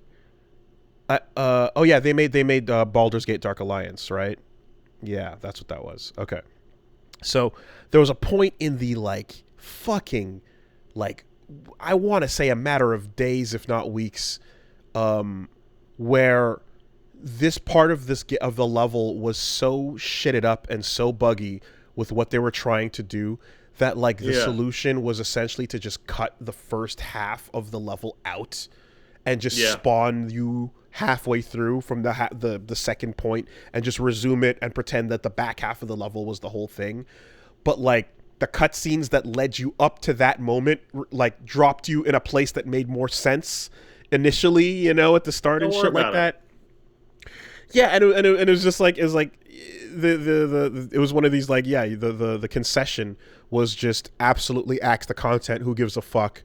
We got to ship this fucking thing, you know? It works. It's shipped. Yeah, champagne. Anyway, I'm like the time constraint should always be stated with that story because the end result is embarrassing, but it gets extra bad when you realize that like there's the time constraint makes it so that the person who was under that duress, like you can ease the load on them and put that weight on the bad management and oversight on the project, where you got to a point where you had 1 week to make your soundtrack, essentially, you know. Anyways, so that's the state of Sega that we jumped into. So now we're in our weird hybrid week's news mode here, but the only other thing I was going to talk about was just going back to Blaze Blue Cross Tag Battle and playing that for a second just to because it got rollback. Why not? It got rollback, so I popped that in and played it for a second, and it really represents something interesting that like very few games you see these days are. It's a game that doesn't matter who you use. Everyone is kind of standardized, and you're really just fighting system versus system. Yeah, they did that so that they could get Morbius into the game more easily. Very much so. And you want to drop a Blitz tank in the game? No problem. You want to drop Arcana Heart in there? Absolutely. Senran Kagura? Sure, go for it. Because everyone is just going to fit a very simple template. It was almost like it's like if every Smash Brothers character was a like Fire Emblem sword fighter. You know what I mean? Like, the way you're describing it is the word. Like, oh man, you're gonna have characters from Capcom and SNK. I can't wait for all of their unique traits to be completely gone. The first thing the guys at the anime meetup said to me when the game came out was, if you have a main, do not play them. You're just gonna hate it. And sure enough, the moment I touched Akihiko, it was tears. It was pain, because it's a fraction of what he could do. Just everything is off and different because it's the system taking over from the character, you know. But within that, like, it's very interesting because, like, despite the fact that I hate that aspect of it and I really just want to be able to do all the things, you know, that it's that feeling of when, like, oh, hey, look, it's Dudley and Makoto from Third Strike now in Super Street Fighter. Are you ready to do all that cool shit you used to be able to do? Fuck off. No, Can't do it. Man, that whole period really, like, it broke me of going, oh man, I can't wait for them to have my favorite character that I love in this game, because I love those characters, and then I played them and I'm like, boy, I'm not gonna use these two in this game. Loving a character and the way they feel together are one thing, and when a new version of them is dropped into a new game with a different balancing structure and approach to design, you cannot expect to get that same feel, which sucks when that feel is part of what you love so much about them to begin with, you know. I understand updates and changes, like I've described the Biken ones, for example, where I'm like, I get it and it fits with the system. But when overall some of the coolest shit is just not there anymore, in the case of Makoto and Dudley, certainly, it was like, oh my god, that's a spark is lost, even though it's cool to see them in the new shiny form, you know. And so in this case, it's like, yeah, the system just completely takes over for what you loved about your favorite Persona or BlazBlue characters. Of course, the Ruby characters are brand new, so, you know, that's it. They work fine. They don't have the same issue anybody else has. They're built for this game. Exactly. No comparison to be the theft of joy there, you know. But what is worth commending is the fact that, like, even though the system is what rules over the characters in this game, they did create one of the most, like, I guess I'll say one of the most, like, mentally stacked, complex systems of 2v2 that any tag game has, because a lot of tag games will have a mechanic where they'll be like, now all four characters are on screen fucking fighting. It's going to be crazy, right? But in actuality, what does that look like? Well, in Marvel vs. Capcom 1, it just means that you're kind of controlling the characters together, and your inputs have to make sense for both. In some cases, I know Infinite had it as well, and it might just mean, like, well, an AI is going to take over for your partner, and that's not that great either if the AI is not too good. So what's the best way to do this, you know? And what BB Tag does is it puts them both on screen, and it makes and you essentially do one special move at a time with the character that's, like, your partner, and if at any time you want to, you can press a button to switch between the two. So while one is doing something, you switch to the other and then do the next thing and then switch back, and so on and so forth, which is nuts. And so like that's a really crazy complex thing at high level that I respect because I'm like, as someone who doesn't play puppet characters and finds that shit really complicated, the fact that that's the main system that they have everyone able to use in this game is wild, you know. But yes, your favorites are going to show up and they're not going to feel anything like they did, and you just have to fucking swallow that pill before you accept this game, you know. Anyway, it's a weird one. It represents a weird time. Wooly, I have to say, I think I have, like, a sickness when we talk about fighting games lately, because, like, as you were talking, I was getting, like, the surface level of, like, it does have an interesting 2v2 system. That is fascinating. At least it's got that. But the undercurrent or overcurrent is a voice that sounds like Goku back here going, like, Boy, I can't wait for DBZ to get rollback one day. I'll play that shit right now. I'll be right the fuck back in. Yeah. Well, I wish it was as simple as they're all Arxis games. They're all gonna get it, but other fucking publishers, other licensing, Toei, whoever, you know. God, dude, I would.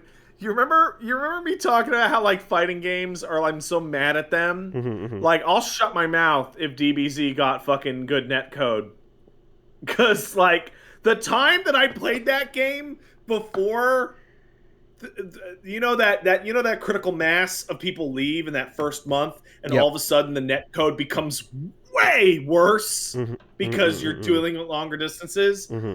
That first month was so good. God damn it. Yeah, my only thought of like a possibility for that game is the fact that they're still willing to even put new characters in, like Labcoat 21. Yeah, right. Shows that they're willing to touch it, and thus we can hope for something. But but yeah, that's BB Tag rollback under the belt. So, you know, there's other issues with the PC version, mind you. So like but like the rollback came to console as well, which is nice. But just have they said that Grand Blue's gonna get it, or is that in the air? That has not been confirmed at all. In fact, that's another case just like DBZ where Cygames are involved, right? So, and with DNF Duel, they get it because you know, Gung Ho says yes, put rollback in to start with. So yeah, one by one, you know, toss another Arxis game on the pile of like, got rollback, can be played at any time you want from here going forward. Historically, we're good on that. Even if it's archived, it's like you can get online with somebody and get a decent fucking match out of it. So yay, because the matches that I played they worked, they did the job, you know. But you were playing cross tag. Yes, but it was cross tag. Well, yeah, any game that gets a rollback update, I'm gonna go back to it and see how. I can't wait for Capcom to announce that they're gonna be putting out a re-release of everyone's favorite classic with rollback Street Fighter Cross Tekken, baby. Now with a rollback. Hey man, I'm doing it for the love of the game. I will show support just because it's like, okay, I'm glad you did this. Let's go check it out. I will absolutely do it every time a game updates, you know? I think it's good form. I want to encourage that, even on the shit that sucks. Like, I want to, like, just, yeah, okay. Work through the catalog. Do what you have to. Even if it's one person in the office after hours forcing it into the build, you know? We will see where this all goes. But yeah, we'll be continuing over on Wooly Versus. We got, of course, Elden Ring is moving. FF6 is moving. Where you at in the ring? I heard people say that you stopped right before the festival. Yeah. So I made my way through North Caelid, and fucking damn, that's a wild zone. Yeah, and I'm currently... It feels like a fucking DLC area. I currently walked right into Red Man. I'm in Red Man's, you know? Yeah. And we'll take it from there. Yeah, fun stuff. Good times. It was quite interesting. Like there's a fun character arc going on right now, and the big jar battles with the PvE summons. That was like a little fun section as well, where it's like, did I talk about that last week?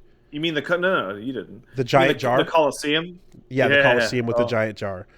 That shit's hilarious because I heard about how on release that was a very different experience because people were fighting against builds of other characters, and it was random, and you never know what you're gonna get.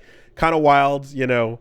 And it has since kind of just become like, here are the meta builds where people are wearing that. I guess it's like whatever the long red hair armor that I'm seeing all the time, and you're hitting these like meta builds that are it's scaled to your level, but still just like wildly powerful.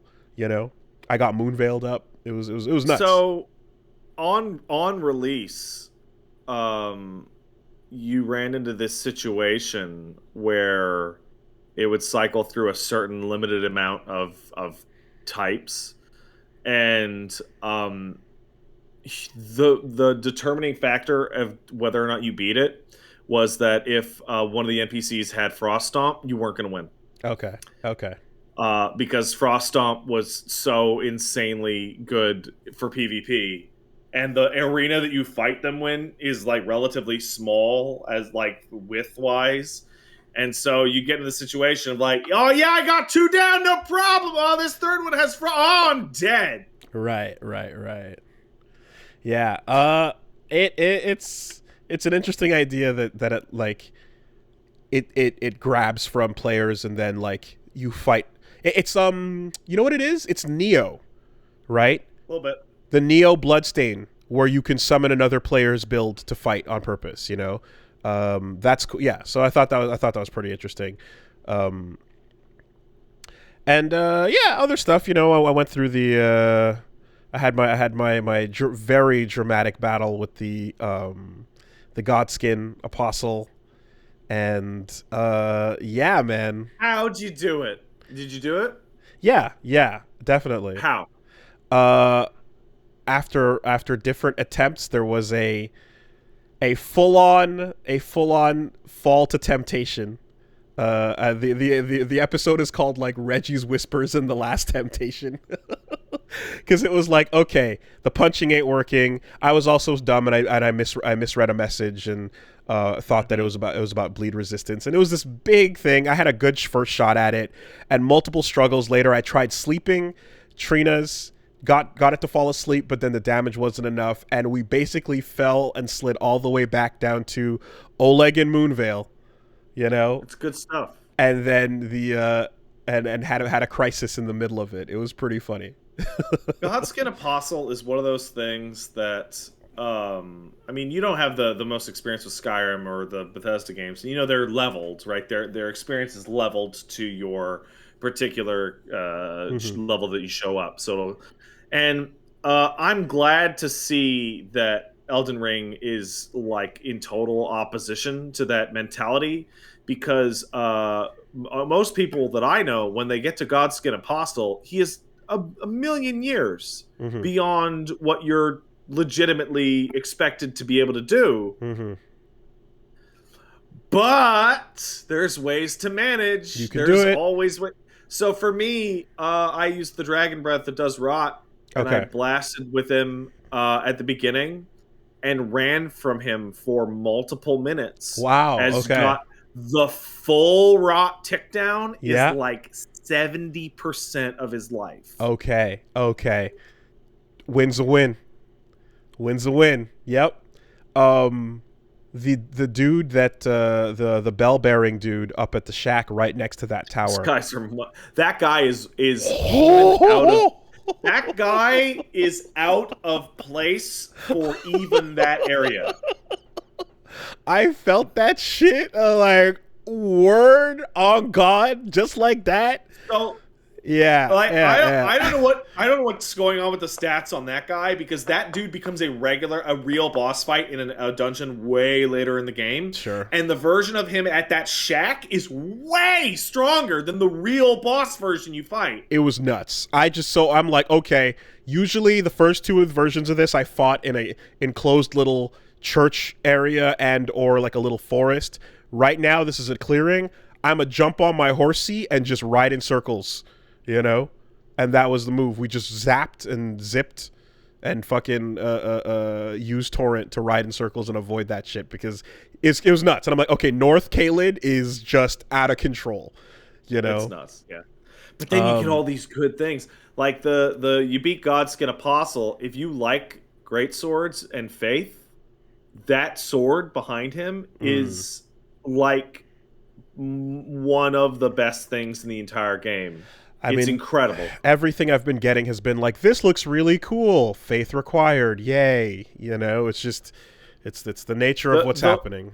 You know, Wooly, so now that I'm going through it again myself right now, because the latest patch dramatically buffed strength weapons and made all the casts faster. I'm kind of mad because I did a Faith playthrough and I kept getting these skills. And I'm like, man, this thing is so cool and it does tons of damage. But it's one of those skills like you jump up in the air, you do a cool lightning strike, and if a guy even looks at you, you get knocked out of it, right? And it's like all of those are faster. All of those now have tons of super armor, so they all work. And I'm like, but I finished my Faith playthrough. I want to use Scarlet Aeonia on people, but I can't. Whatever, right? But I found that I've completely lost my train of thought. Actually, okay. I completely forgot what I was going to say. Okay, well, it's gone. It's completely gone. Sure. Well, the only other thing I was going to say about it is that it is interesting because I've been on the channel mostly focusing on like the you got it back? Got it back. Go for it. The game's balancing is fairly interesting in terms of strength and strength, dex, faith, intelligence. Your and arcane. Let's put arcane in there, right? Strength is now solid for everything, but it won't excel at anything.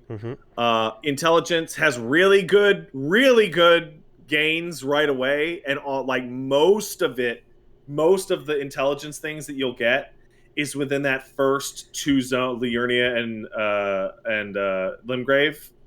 Like the Raya Lucaria and all that area will just give you tons and tons of spells and items. But you have to deal with Liurnia as a spellcaster, which sucks because everything's strong in its magic. It's just a magic. Right? Meanwhile, Faith has a lot more, like, it's spread out a little bit more. There's tons of it in Altus Plateau, where you get a lot of good Faith stuff. But the further you go into the game, the more stuff has holy resistance or is like a holy type of enemy. So it's shit falls off. I see. Meanwhile, the front loading of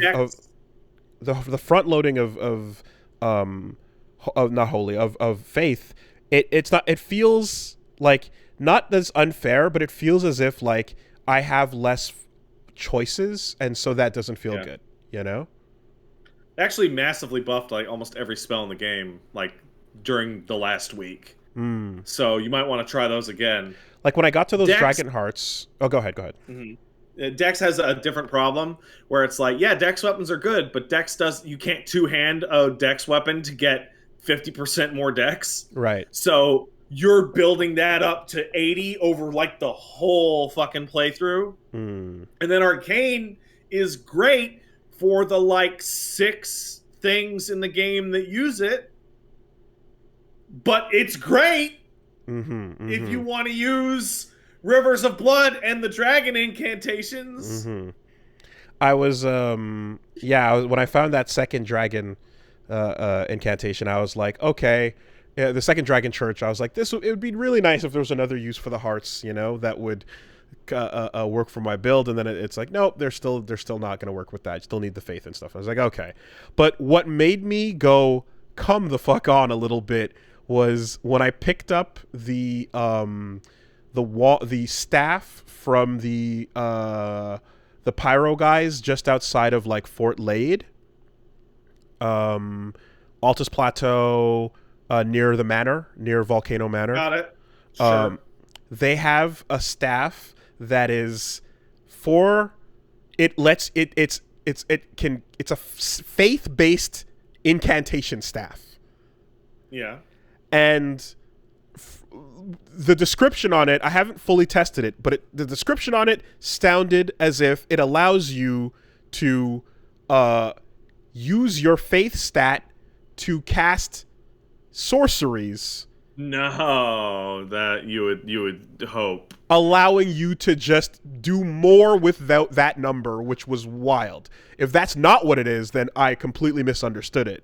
But I think the staff of the guilty, yeah, I believe that's what I was talking about. And I was like, thorn sorcery, scaling is faith. Okay, my mistake.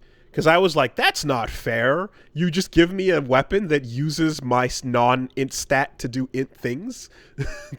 That seemed crazy. But it's a sorcery staff that requires Sorceries are scaled with faith, faith. rather than int while wielding the staff, which enhances thorn sorceries in particular. So what does that That's mean true, exactly but then? it means you need to hit your minimum int for the sorcery, and Yes. then you can throw faith on top of it. So it's for split builds. Hexy builds. Yeah. Yeah. Okay. So Okay. there's 3 or 4 spells in the game that would fit that. There's the Radigan rings, basically, that use faith and int, and then you would use the fucking because it buffs your what is it, the Briar shit? The Briars of Sin. Briars of Sin. Yeah. Yeah. So you then, would want to use that. Well, so that's still really good because it means that if you have a high faith build with a little bit of int, you can cast low level requirement sorceries no problem, with that staff. And they'll do good damage because it'll cast a glintstone using your faith, even though and you just need the minimum to hit it. There's a whole lot of weird, stupid shit you can do. So I'm looking at that going, that's awesome for faith, just like everything else has been. Please tell me you're going to be the fair and give the same to int so that I can cast a low-level incantation that is scaled with my int stat. Just do it both ways and it'll be fair.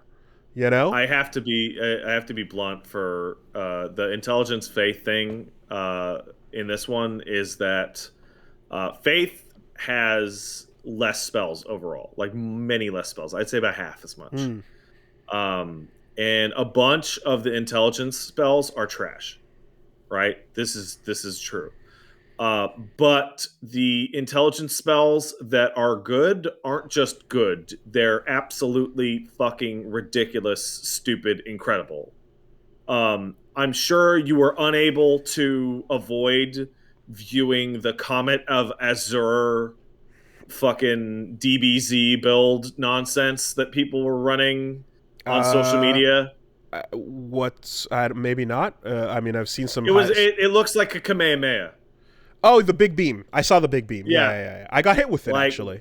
Yeah, there's that. There's the spell that you get real early in what's it called? Kaled, where you throw 3 rocks at a guy. Meteorite. And there's a couple other good ones. That thing's really good, though it's been replaced with like a comet glintstone for me. And it's like those good ones. Oh god, they're so fucking good. And though a lot there, and a weirdly high amount of strength weapons use intelligence also. But here's the other thing, though, is that even though those good ones are amazing, there's some like solid ones that are not the best, but you can get them in ash form, so it doesn't matter anyway. Yeah, no, if you want to build if you want it to be a caster in this game without actually having int, you can use ashes and shit like the bell to do things that let you cast spells anyway, So about that, I in my new playthrough, I wanted to fuck around with a strength build. So what I did was I, got the bleed weapon, went to Grail, popped the soul item, immediately got 97,000 souls at level 1, leveled up to level 40, got Radigan's Sword Seal, put that on, went and got the Great Sword, good to go, right? And then I went and got the Ruins Greatsword, which you probably haven't encountered because you can only get it when you go to Redmane when the festival is not ongoing. There's a boss that you fight in the courtyard there. It's a double boss and gives you the Ruin Greatsword. And the Ruins Greatsword is a big fucking slab of rocks that is it's like the Fume Ultra Greatsword, if you remember that thing. Like, it's just a big fucking rock, and it's like one of the biggest greatswords in the game. And it has it has an intelligence requirement of 16, despite being a greatsword. And the weapon art is a beam that goes like 100 feet and like 10 feet wide that does like 2 great sword swings level of damage. Okay, And really, really good sword. It's up there with some of the best sorceries in the game. As just the weapon art for this thing, it only has a 16-inch requirement. There's a bunch of other things, the weapon arts, like the Rivers of Blood thing. The Rivers of Blood weapon art for Arcane is better than any spell in the game. And I know that I was seeing there was a discussion between like if you're going to use the carrion. The summon swords, right? There's different forms of summon swords. Summon great swords, summon many you want swords. the weapon one. You don't want the spell one. And that's what's interesting is like, oh shit, the weapon art one can be way superior, you know? It's like more than twice as strong. So this is where you go, well, fuck off. Like, if the ashes are not only available, but better than the spell in some cases, it's another example of like int getting rubbed in the dirt a little bit, you know? But I know with patience, I'm gonna get my good shit. I know it's coming. It is fascinating to hear this feeling come off you, because when I was playing the game and I ran through my whole thing, I had the experience of like, here's another spell I won't use. Interesting. Like over and over and over and over. Here's like a good example. There's way more staffs for intelligence in the game than there are faith catalysts. Right. Yeah, there's a lot of staffs. There's way more. And they each specialize in a different type of sorcery. Yeah. I think it might be part of it, grass though. Is always greener. Grass is always greener, but also the way in which some of those faith things are presented to you feels very eventful and canonical, right? Like if you're picking up a spell off of a random student of Raya Lucaria, that's one thing. Yeah, it's whatever. It's but if I kill a dragon or a really big special boss, and the reward is a faith-based thing, which makes sense given in its story implications, then I go, oh man, all the cool big plot shit is coming in and I can't use it. So I have that feeling of like another big reward for the struggle that I'm just going to shove inside in the chest. So what happens with remembrances is that when you do Raya Lucaria's Liurnia area and when you do Ronnie's questline areas, you get back-to-back intelligence remembrance boss weapons. Okay. But as you get towards like the capital, you're dealing with like golden orthodoxy guys, and you're just getting like 6 faith swords in a row. Yeah. I know it's just going to come down to patience, and at the end of the day, I would like to hope that it balances out by credits, you know? But the grass is always going to be greener. That is absolutely a part of this. I remember playing the game and be like, oh, I feel like I don't have enough gear compared to a Dark Souls game. And then you get to the end and you're like, I am drowning in unique gear. Like more than twice as much as I would have. I got to say, on a fashion level statement, this one is so weird because Souls games are, you know, for each theme you're getting tons of armors of various types of soldiers and knights is what you get. With a couple of things that fit in the, like, here's a couple of magey things and here's a couple of miscellaneous, you know? Of course, Bloodborne is tons of your Victorian wear with its variations of trimming and stitch. And then this game, it's not varieties of armor. It's varieties of noble robes. Yeah.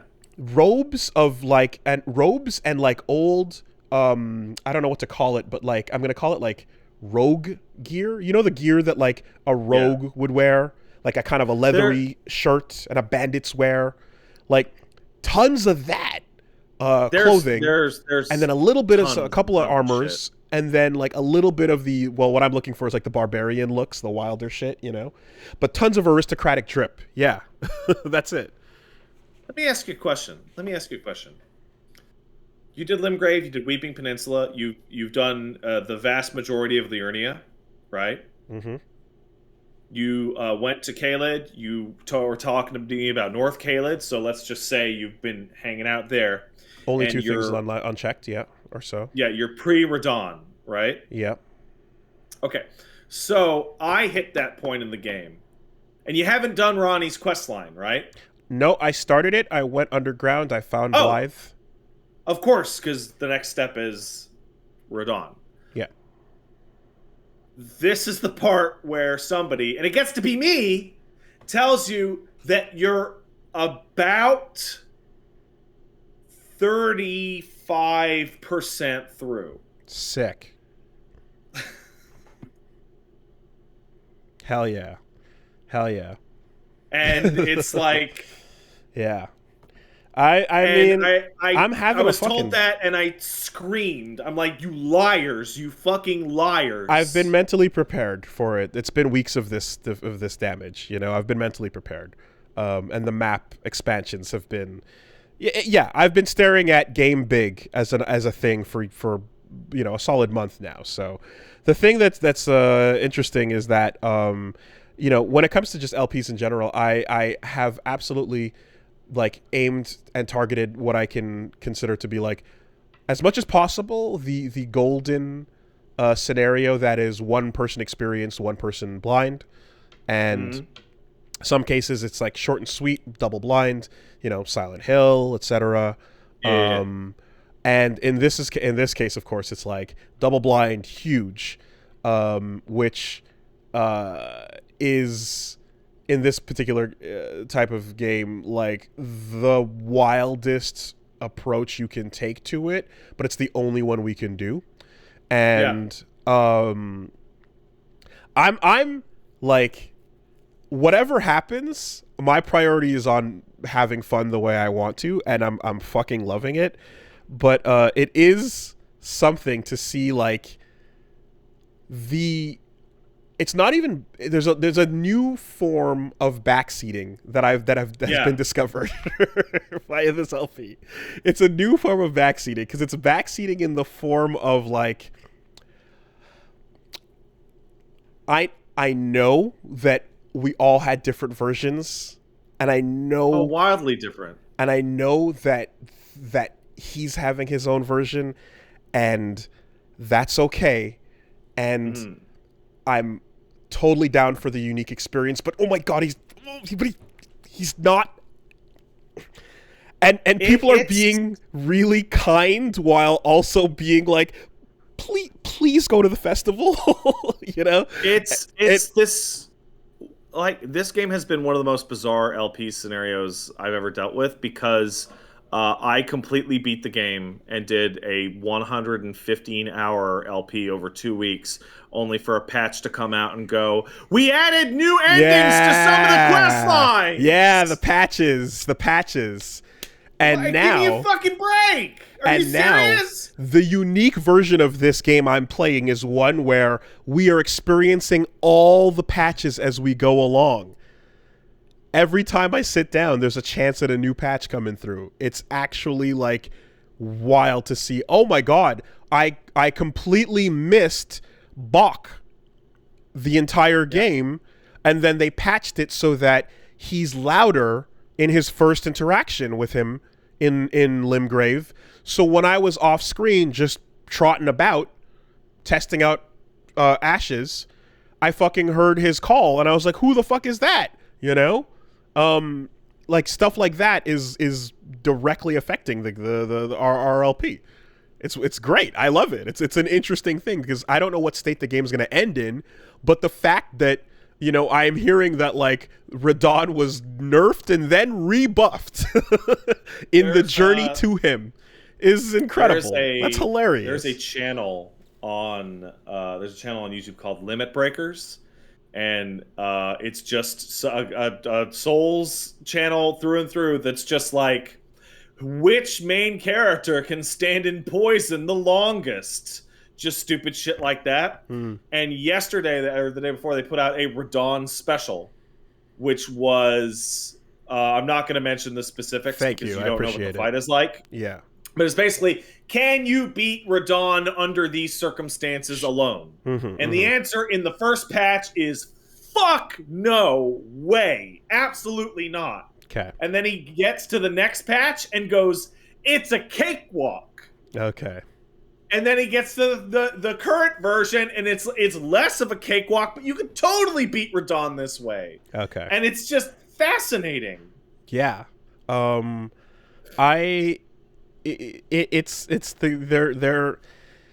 I feel as if they're taking this approach to it because, like, while this game, they've patched every other Souls game, and there certainly has been those, like, I think it was 1 month until miracles were nerfed in DS2, for example. And never recovered. Yeah. But the sheer size and scale of this one means they have to build it as we go. Like, it's just, there's no other way. Now, luckily, the game drowns you with respec items. There's like 20. There's tons.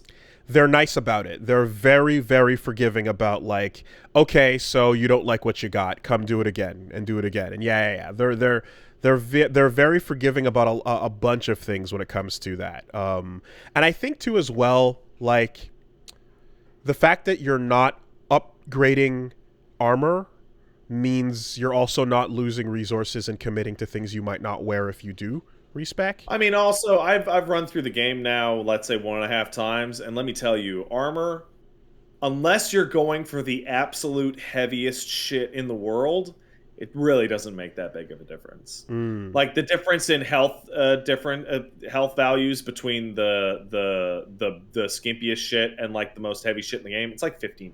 It's just wear whatever you think looks pretty and is close to your current equip weight. Yeah. Although I was going helmetless for fashion for a while, and then I just got a helmet that I think looks cool, so now I'm wearing it. But I still do wish there was a turn helmets off option. That'd be ideal, you know. I will say the turn capes off option is appreciated.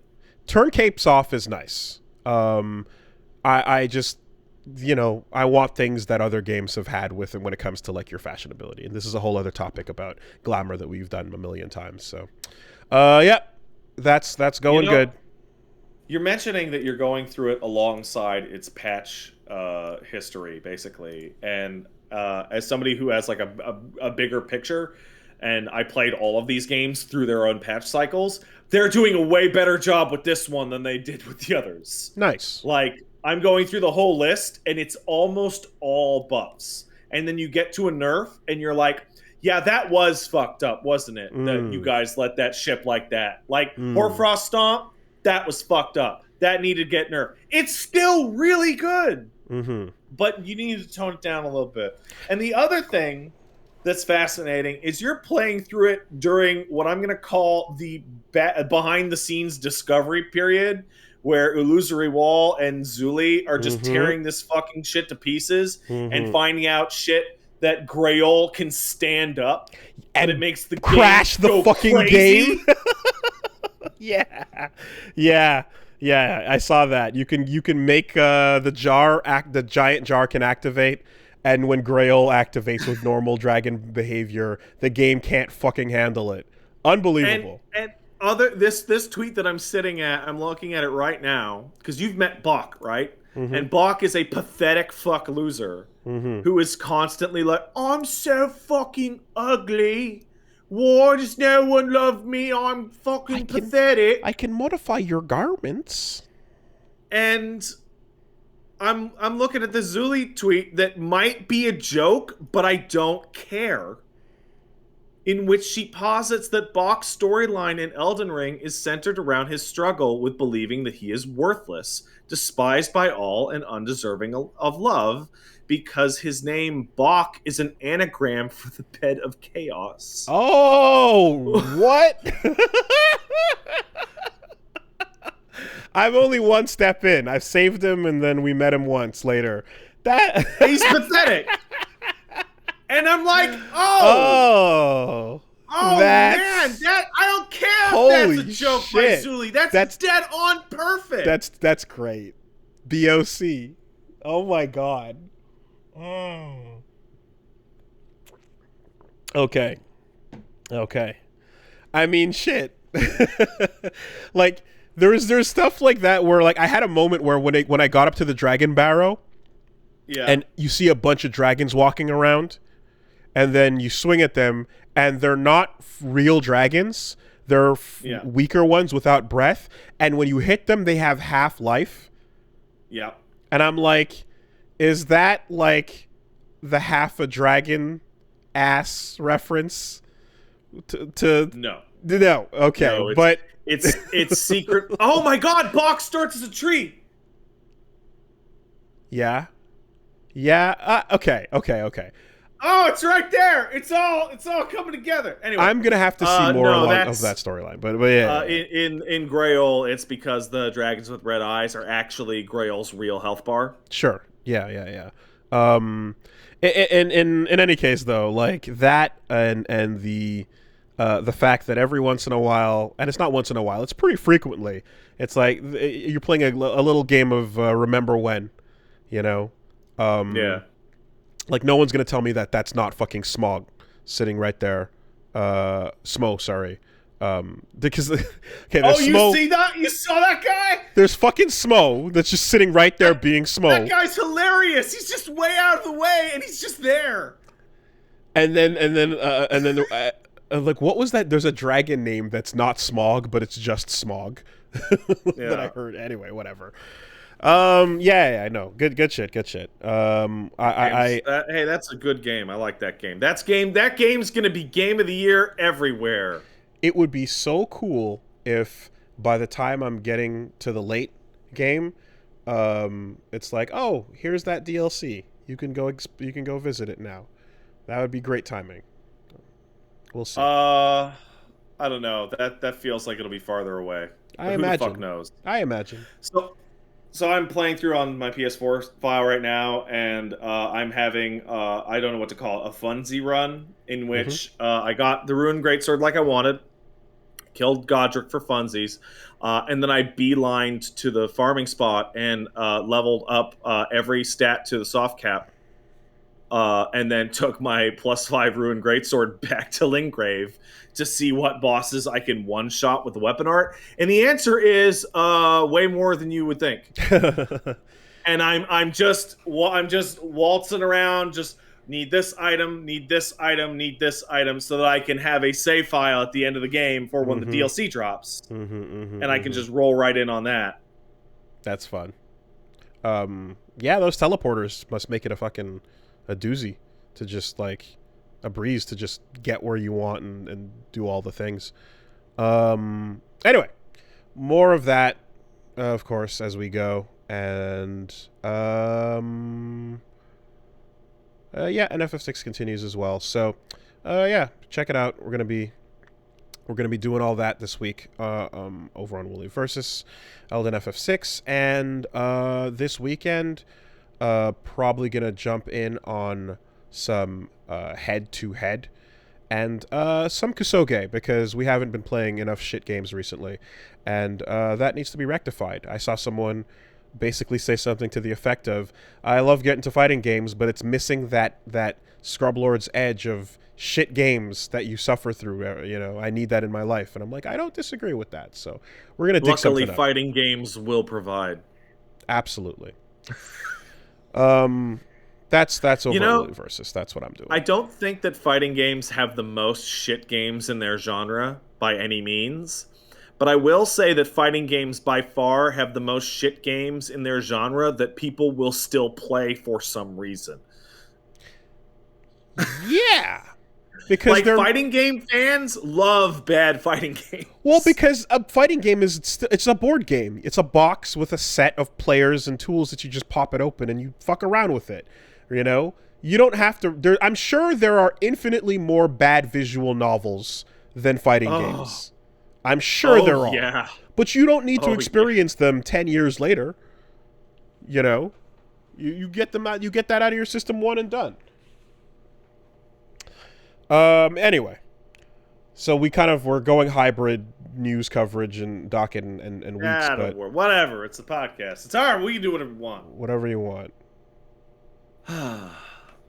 Anything of note for you? This is the part where it's the part where I talk about the thing that I want to talk. Okay, I'm gonna. Hey, Wooly.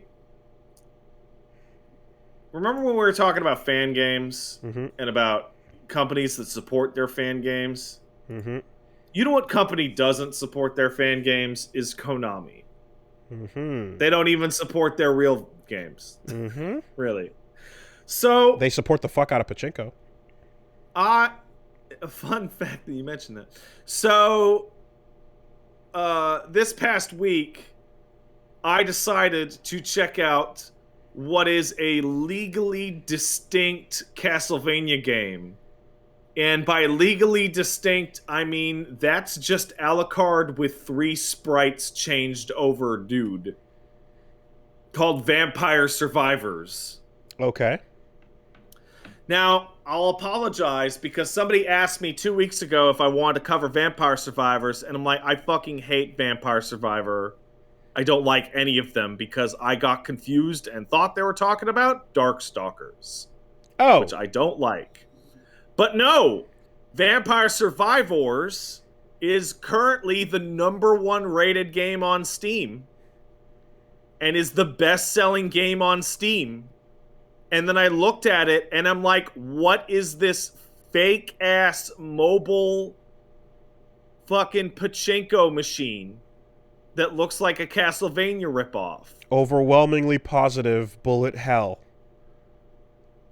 And that if you look at the art closely enough, you'll notice that it's traced over Bayonetta for a female character. Yeah. Looking back at the... Now, Castlevania ripoff in sprite, but the actual yes, gameplay... definitely in sprite. Definitely in sprite. The actual gameplay is just fucking phone game, like, sprite Muso madness. Yeah. So... here's what Vampire Survivors is. You can play it with your keyboard, you can play it with your mouse, or you can play it with a controller. And the game is, you load into a tiny little map with your tiny little not Castlevania character, and they will fire a little bullet, or an axe, or a whip, or Bones. a holy water out of their body automatically with no control from you. And then you will kill the little enemies that come towards you on the screen, and you will get gems, and then you will level up, and then it will ask you to pick another axe or whip or holy water or what have you. And then you will keep doing that until you are full of Castlevania-style weapons and passive buffs, and you become an absolutely impossible to look at and understand what's happening on the screen miasma of flashing lights and twirling blades that kills all the enemies as you try and hit 30 minutes of survival time. And then upon the finish of that, you will get lots of gold that you can use to buy new characters that have slightly different traits, or upgrade your character permanently, or go to a new stage. Sounds like and that is it. Sounds like it could be addictive, but what's the part that makes this the best-selling game on Steam? So supposedly, the gentleman who made this game used to make slot machine games, and I believe it. Because you get a chest and it opens up and there are many dopamine flashing lights and colors and happy noises. And you get the upgrade and then your character shoot better and it's good. And the game is $3. It's $2.99. And it is the slot... You know, video games that are slot machines are actually just slot machines? Mm-hmm. This is a slot machine that's actually a video game. And I actively mocked its look, controls, and garbage, everything, right before playing it. And then was like, oh, okay, I see. Oh. And then I've been blowing every morning after I wake up before Paige wakes up and trying to get a 1.5 hour run. My favorite character is the skeleton. Do you think that, bones. Seeing as this is such a huge breakaway success, is it possible that maybe the developer can afford to hire an artist to do some art that is not just traced Bayonetta? It's too late now. Because traced Bayonetta is very, very, very, very traced Bayonetta. It's too late now. Okay. So the game is in We're early here. access and is getting updates consistently.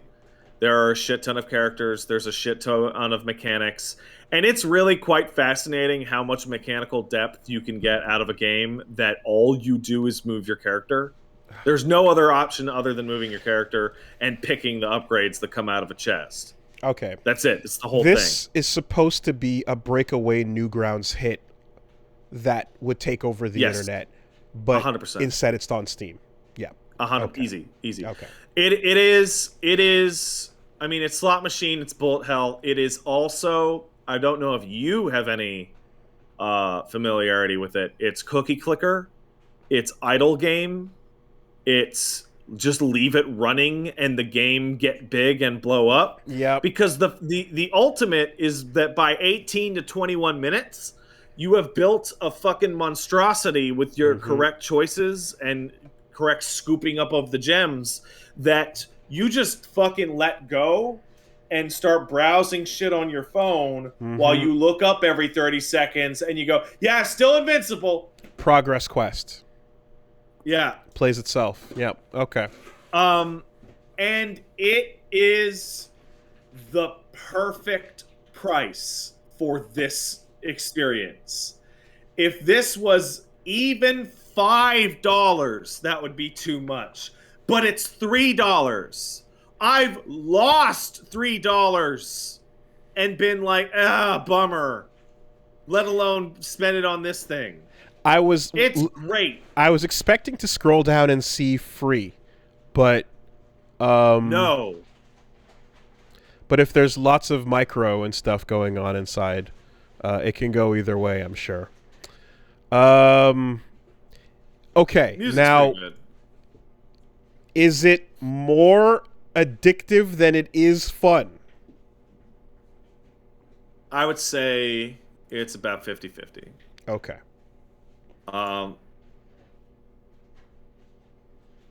No micro? Okay. No micro.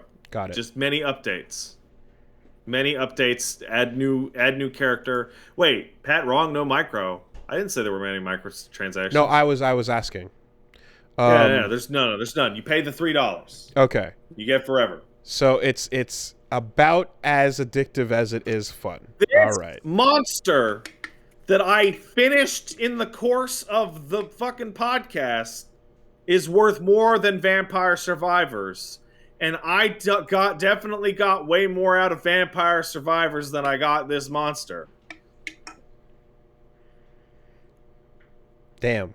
Well, at this point, being a breakaway success, I guess it's the identity is committed, and anything else they do must look equally as cheap and fucking like basement budgeted. Because I think one of the reasons that's never going to change is the fact that it looks so basic means that this one guy can bang out a new character like that. Like that. Like no bit. Like what? Hey, you guys want a different Alucard swap that has area bonuses? Here you go. This one's blue. this game is... I'm just scrolling, and I'm like, this is supposed to get lost in the tidal wave of Steam releases. Like, this is not supposed to happen. Okay. Well... So the difference is that, like, I cannot... Like, you would have to try it. It's just really good. But that's the thing, is that it's not actually low effort, despite the fact that it looks that way, is what you're saying. So, like... It looks low effort, but it's not.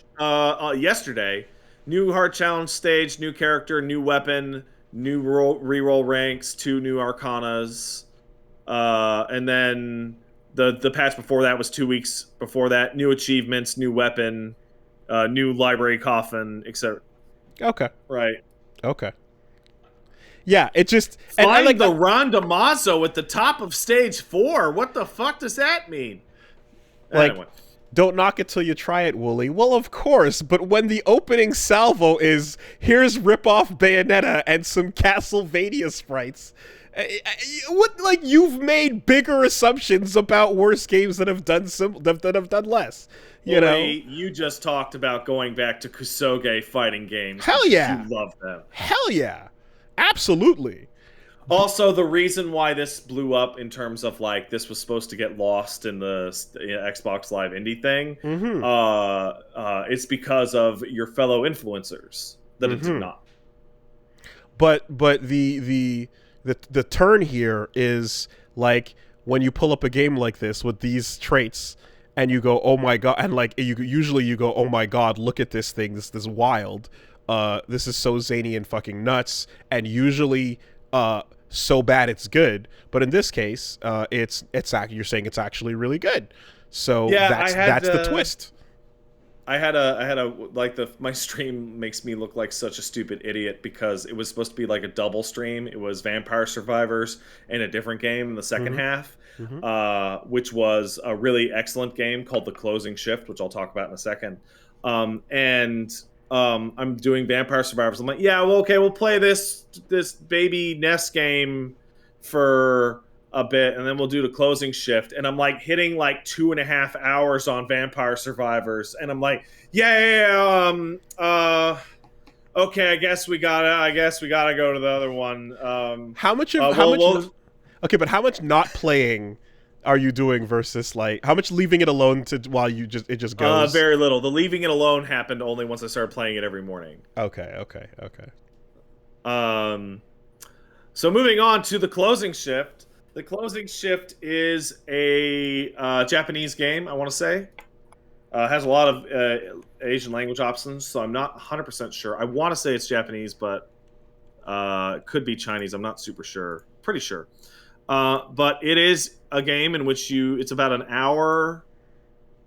It's about an hour or two tops, and you are playing as a young woman who works at a. It's Korean. Oh, my bad. Everyone says it's a VTuber game. I don't know about that. I didn't see any. Okay. Well, you're playing a young woman who works at a coffee shop that's basically Starbucks.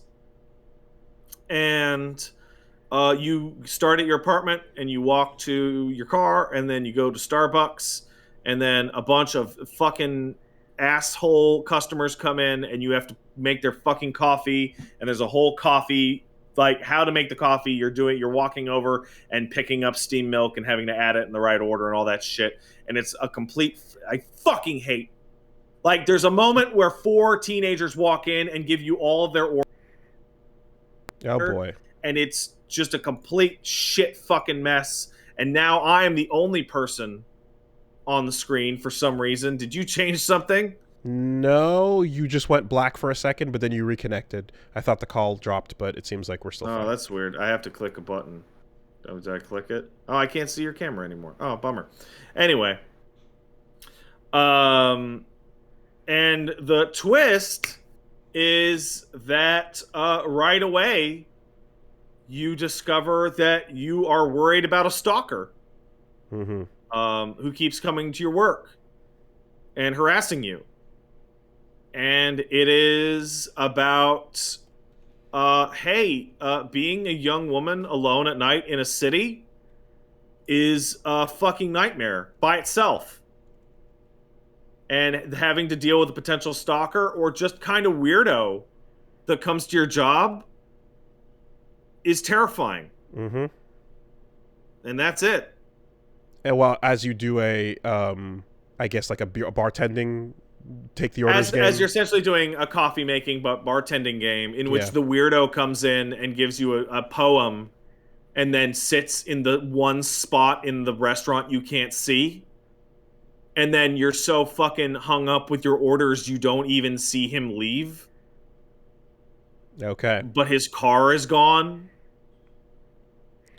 Yeah, all these screenshots have the big spoopy lighting and the "we're closed" sign and stuff.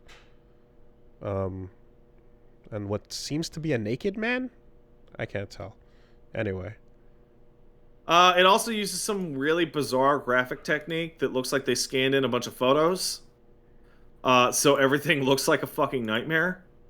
and people are like horribly ungainly and awkward, and it's kind of poorly translated, but it's great. It's absolutely great. Like it is proper fucking spooky. The closing shift. Man, I feel completely out of it that I cannot see you anymore. This is a bummer. This is weird. Here, I can try to fix that. Give me a second. We'll just go on idle. I feel like I'm talking to the Woolly versus logo, which, while a nice logo. Let's see here. Did that make a difference? It did not. Okay. 1 second, folks. Apologies, audio listeners.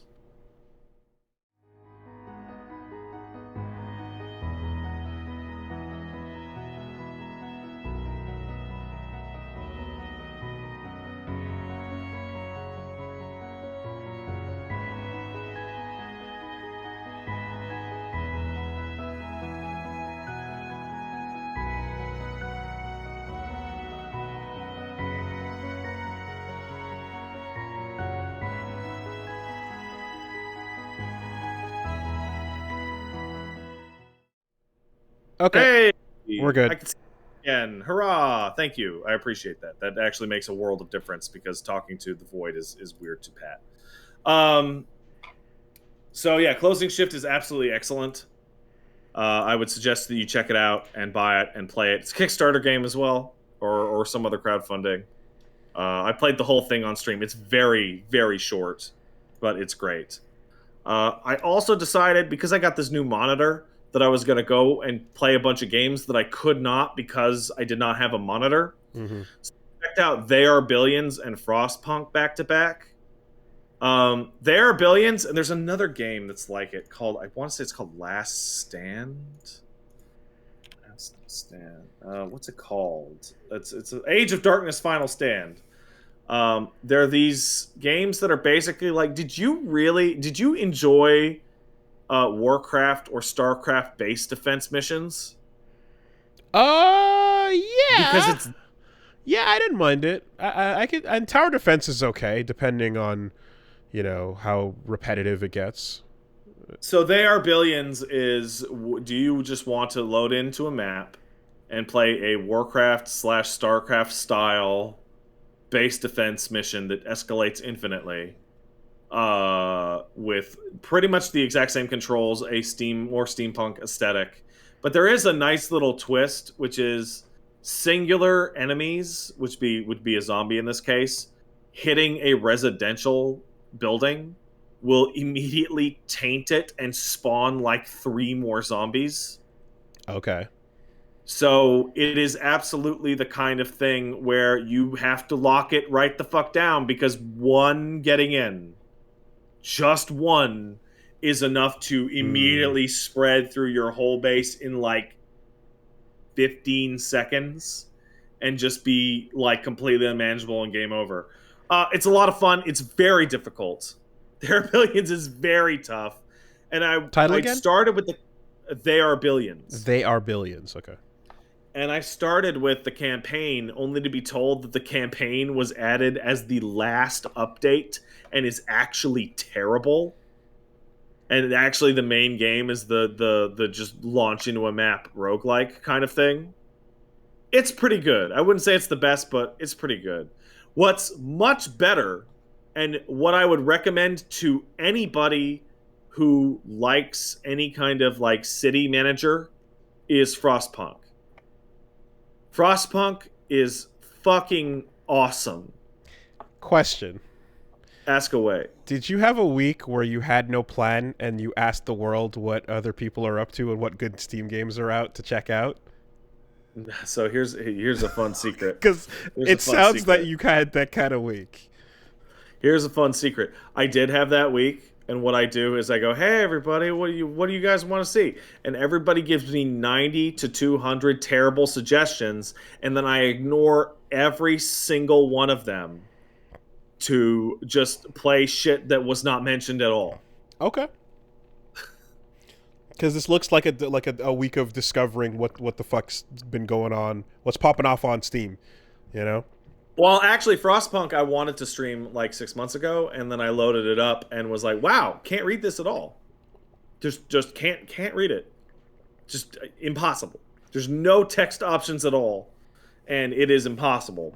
Mm. So now that I am on a regular computer with a monitor, I play Frostpunk, and it is like it has way better writing than I would have expected for this kind of management game.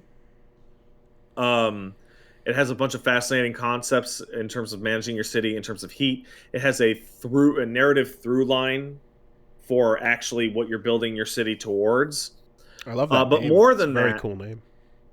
More than that, the idea is like, well, it's global cooling and everything's fucked, and there's the one generator that you have that is coal powered that makes heat, and just figure it out, which leads to me like screaming at my monitor that I don't care that you're hungry or homeless.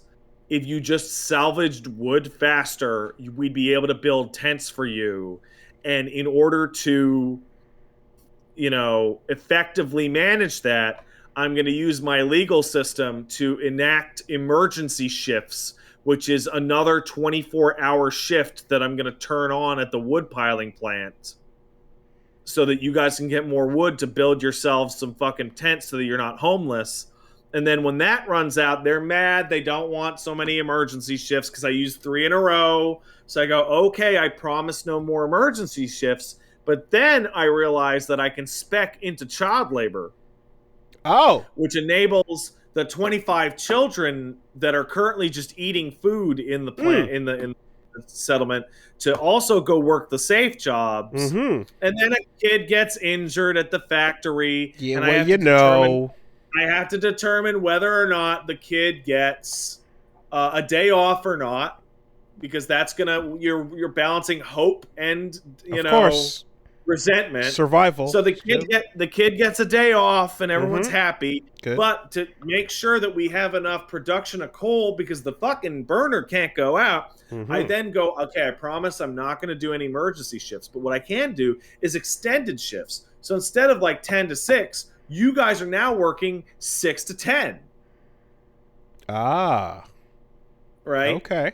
And I mean, then we're getting in a situation where we found some survivors, and now we're up from 80 people to like 126 people. So I'm not making enough food. So then I have to decide whether or not I want to make soup with the existing food stock, which will make a little bit unhappy,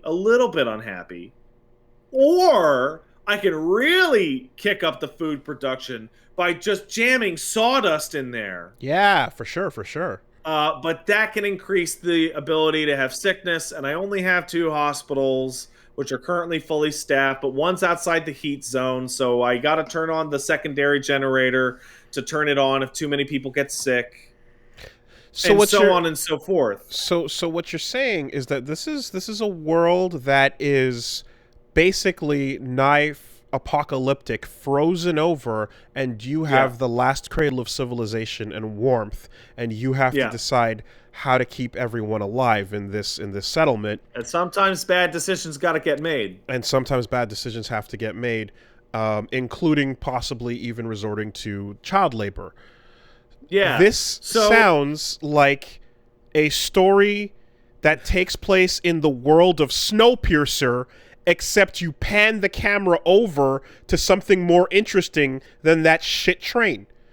Yeah, basically, it's in 10 years, we'll figure out how to build the train and start the Snowpiercer. You can even keep the child labor themes going across all of it. It had a really good feeling when I was playing this, and I'm like realizing that the new people coming in don't have homes. And I'm getting the ticker that's like, people are complaining about literally fucking freezing in the cold. And I'm like screaming, like, maybe if you built your own houses faster with the wood I'm telling you to fucking get, you wouldn't be so homeless. Why don't you build that? Yeah, I know there isn't enough food. I'm working on it. Build your houses. And Paige is over at the kitchen table, like, eating dinner and just turning her like, Pat, what the fuck are you doing? I'm like, don't worry about it. Don't worry about it. Okay. It's hard to explain from me telling you this thing, but the presentation and the writing is absolutely top notch. Like the presentation absolutely adds a ton of it. It looks very cool. It looks visually awesome. It's a great feeling, great sounding, greatly written, well controlled, good looking game. It's absolutely excellent. And there is only one major problem with Frostpunk.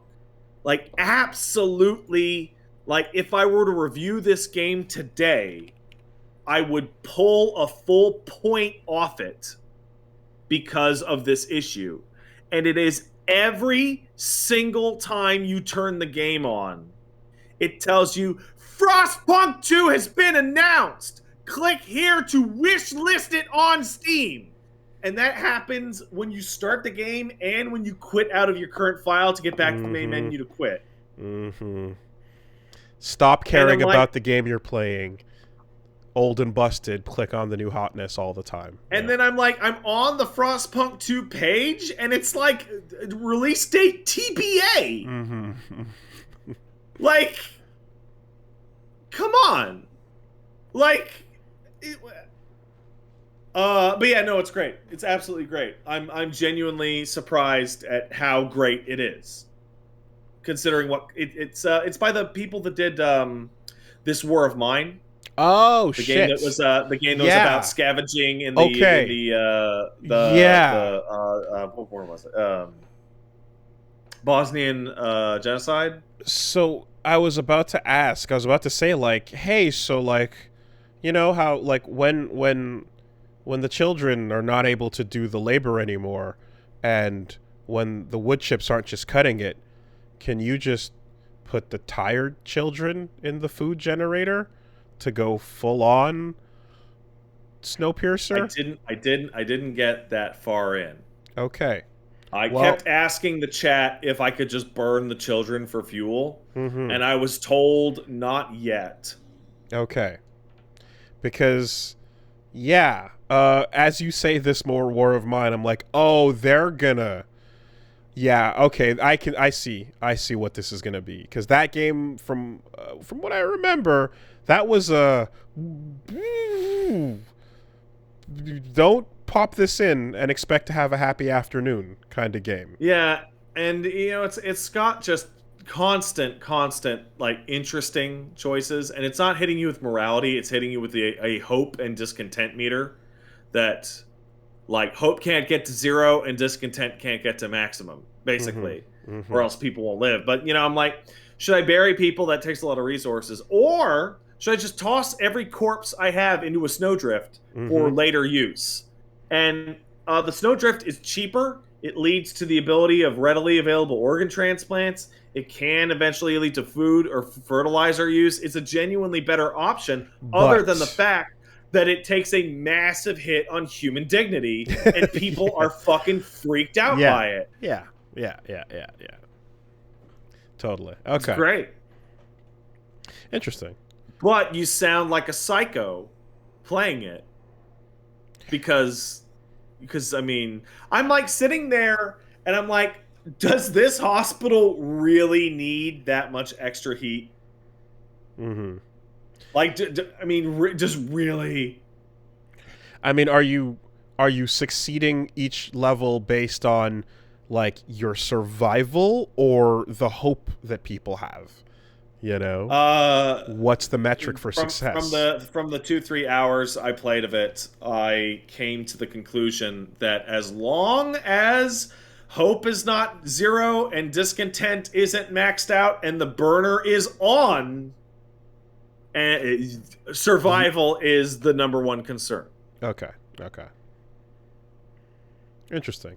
This is my toe dip into what I'd consider the genre of systemic psychopathy of video game. That being the genre that includes Crusader Kings of like, how do I get my wife to stop fucking a horse, and how do I kill every priest in my neighborhood? How How do I get in RimWorld and all the nightmares that go into RimWorld, which I don't want to play at all. I don't want to play RimWorld. How do you get Gandhi to nuke the world? If you're playing Civ 3, the answer is just keep playing. Mm-hmm. I think it's Civ 3. These houses pay so little tax, it's hardly worth my time. Yeah, that shit. Okay. Oh, I got a PSA in case I do play RimWorld. PSA: remove slaves' legs to prevent rebellions. Ooh. I got a buddy of mine. Oh, yeah. I got a buddy of mine who plays RimWorld. And he loves to play RimWorld. And the way that I have been described to RimWorld is that it is Dwarf Fortress that you can actually play if you're a human. Because it has, like, buttons and an interface and graphics. So I don't know how much of this is going to be present, but I hope some of that genre is properly explored in PAL World when that shit drops. Because I don't know about that. A little bit of that, like the factory shots, and then the insanity of like them falling off the production line and shit. Like, I'm wondering if it's gonna go that road a little bit, you know. Even if they never acknowledge it, even if it's like the discontent of your factory PAL workers means absolutely nothing to your production line, but you can see it anyways, you know?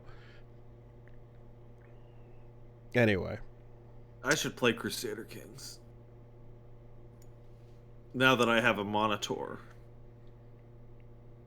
Do you know that Crusader Kings works on a timer? I don't know much about it. So it's a grand strategy game in which you're dealing with marriages and alliances and all that shit. But it's working on a yearly timer that's just ticking forward, and events just happen. Like, it's not turns. It's real time. Well, not real time as in like mirrors the real world. Not real time. Yeah, okay. But it progresses. You just play forward. It over time. It's like the Final Fantasy VI ATB of grand strategy games. Huh? So you just have to make your decisions quickly because the world is turning. Now I'm sure there's a pause, which is actually a feature that almost every game I've mentioned has, which is weird to say. Yeah. But man. Hey, Willie, did you like Warcraft 3? It was too much. I couldn't handle it. I stopped. Right? Like, you know what makes like There Are Billions or Age of Darkness or Frostpunk like a million times easier to wrap my head around than Warcraft 3? I hit the space bar and it stops. And it stops. But it's not like I hit escape and it stopped and then I unclick escape and I go back to play. No, it hits space and then I go and queue up everything I want them to fucking do and put all my buildings down, and then I hit space and it goes back. RTSs might have stayed with us if that had been more popular of a feature. I'm playing FF6 right now and realizing, I mean, I already knew this, but it's showing me just how, like, I'm not skilled at menu navigation, quick menu, because that's what ATB turns into, is how quickly can you navigate menus and how good are you at doing that? And not quite. I feel as if because it does freeze once you go into that into the sub menu. Yes, that is true. But any game where you are forced to make these decisions and do a lot of actions while in Warcraft 3's case, it was the hero system as well. That was a bit too much for me. But the fact that you can pause and like take a second, I know that's like a scrubby ass thing if you're a veteran of the genre, but to me it would be the difference between enjoying myself and not enjoying myself. So I will correct you on one thing. In FF6, it's not about menu, how quickly you can navigate a menu. It is how quickly you can make a decision. Because the moment you go to the sub menu, everything pauses, right? That's right, and like it's like, listen, but like people like me who played those games like more or less through the ages. There's a mental checklist that exists up here, which is how much health is a random battle? Spam attack. Yeah. And then is it more than hit every element and see what it's weak to? Yeah. Heal if not dead. Item use if actually dead, or status, so on and so forth. But not every like while the enemy's turn is on pause when you go into a submenu, anything that has a timer, like a haste, stop, trance, any of these abilities that are real in-game time, do continue while you're in that submenu, which means you actually still need to hurry up if you're using like things that are time-based. So like the real-time shit is not like the stuff that has real-world seconds don't slow down just because you're inside of an attack, you know? And the same applies to like anything with a long attack animation, for example. But I say this fully aware of the fact that this is me personally out of my element and not something that people who are accustomed to the genre have a problem with, because they're clicking, they're used to that, they're going, and it's fast, and it's a why are you so slow, Wooly? I know just click the attack button. So I do actually have a real piece of advice for that, if it helps at all. I don't know, you're pretty deep in, but it is, if you don't know what to do, if you can't make the decision, mash attack out and then make the decision for the next turn. Yeah, I mean it's anyway, it's fine, we're moving, but I definitely still make these dumb mistakes where, you know, like I'm like, oh shit, I runicked and I cast a spell, or I tried to heal off a reflect, or just little things on the mental stack of what's going on. It helps me to talk aloud while I'm doing it, but you know, I think it helps everybody to talk aloud as you're doing it. Like, that seems like a universal thing.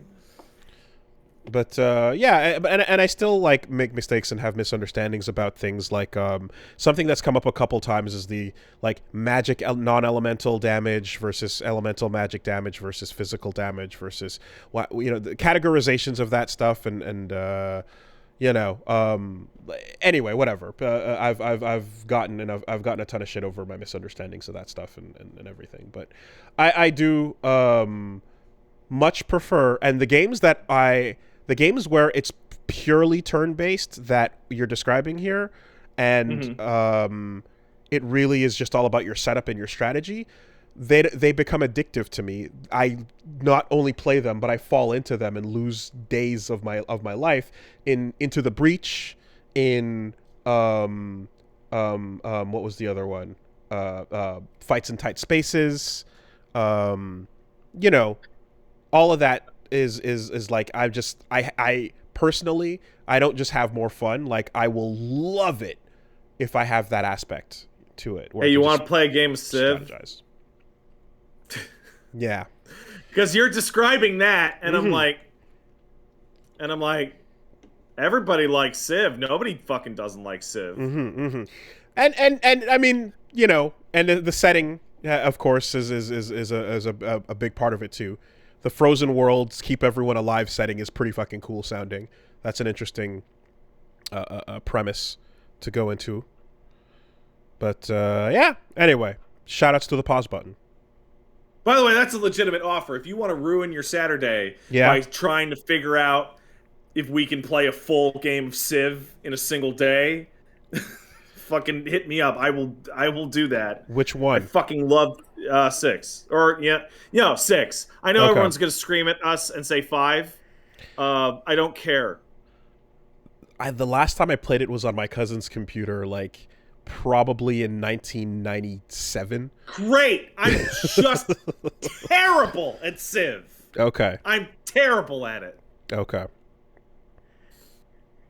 Just pick China and isolate. All right, so this week, I actually just changed my schedule while we were talking. This week on the channel is more fucking... Dude, there is nothing out. Like, ain't nothing happening.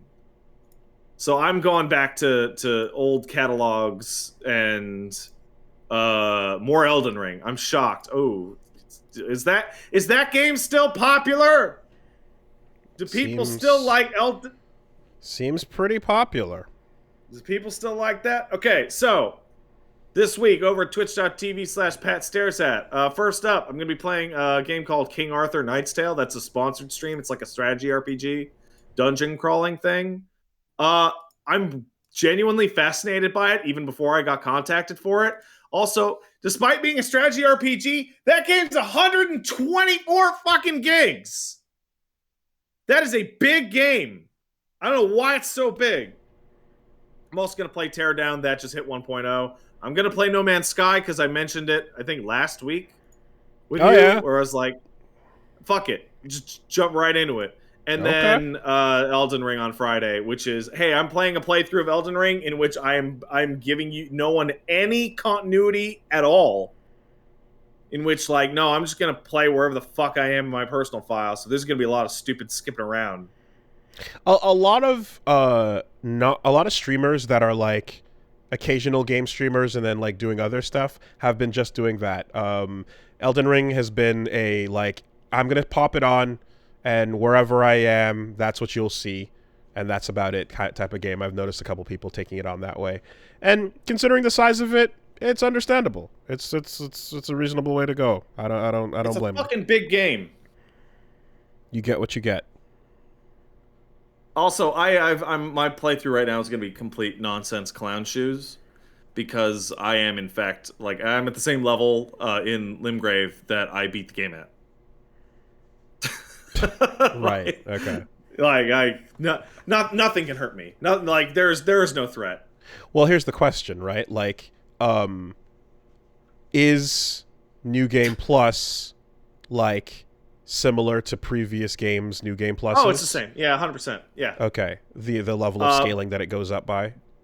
Yeah, and what's fascinating is that the way that the soft caps and all that work is that when you get to the end-ish of New Game Plus, enemies don't actually have any statistical adjustment at all.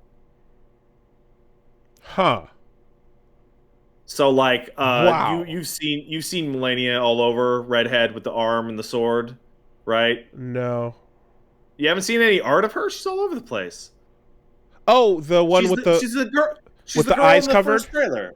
Yeah, the golden helmet. Yeah, Valkyrie. I don't know who that is. I don't know who that is, but I saw the covered eyes helmet. Yeah.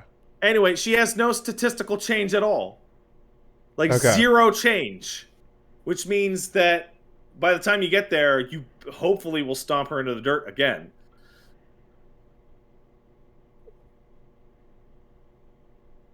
Okay. I don't know what happens on New Game Plus though. But the last thing I wanted to do was actually have a file in New Game Plus or New Game Plus because then you run into the situation where the DLC comes out and the DLC is always harder than even the hardest thing in the game.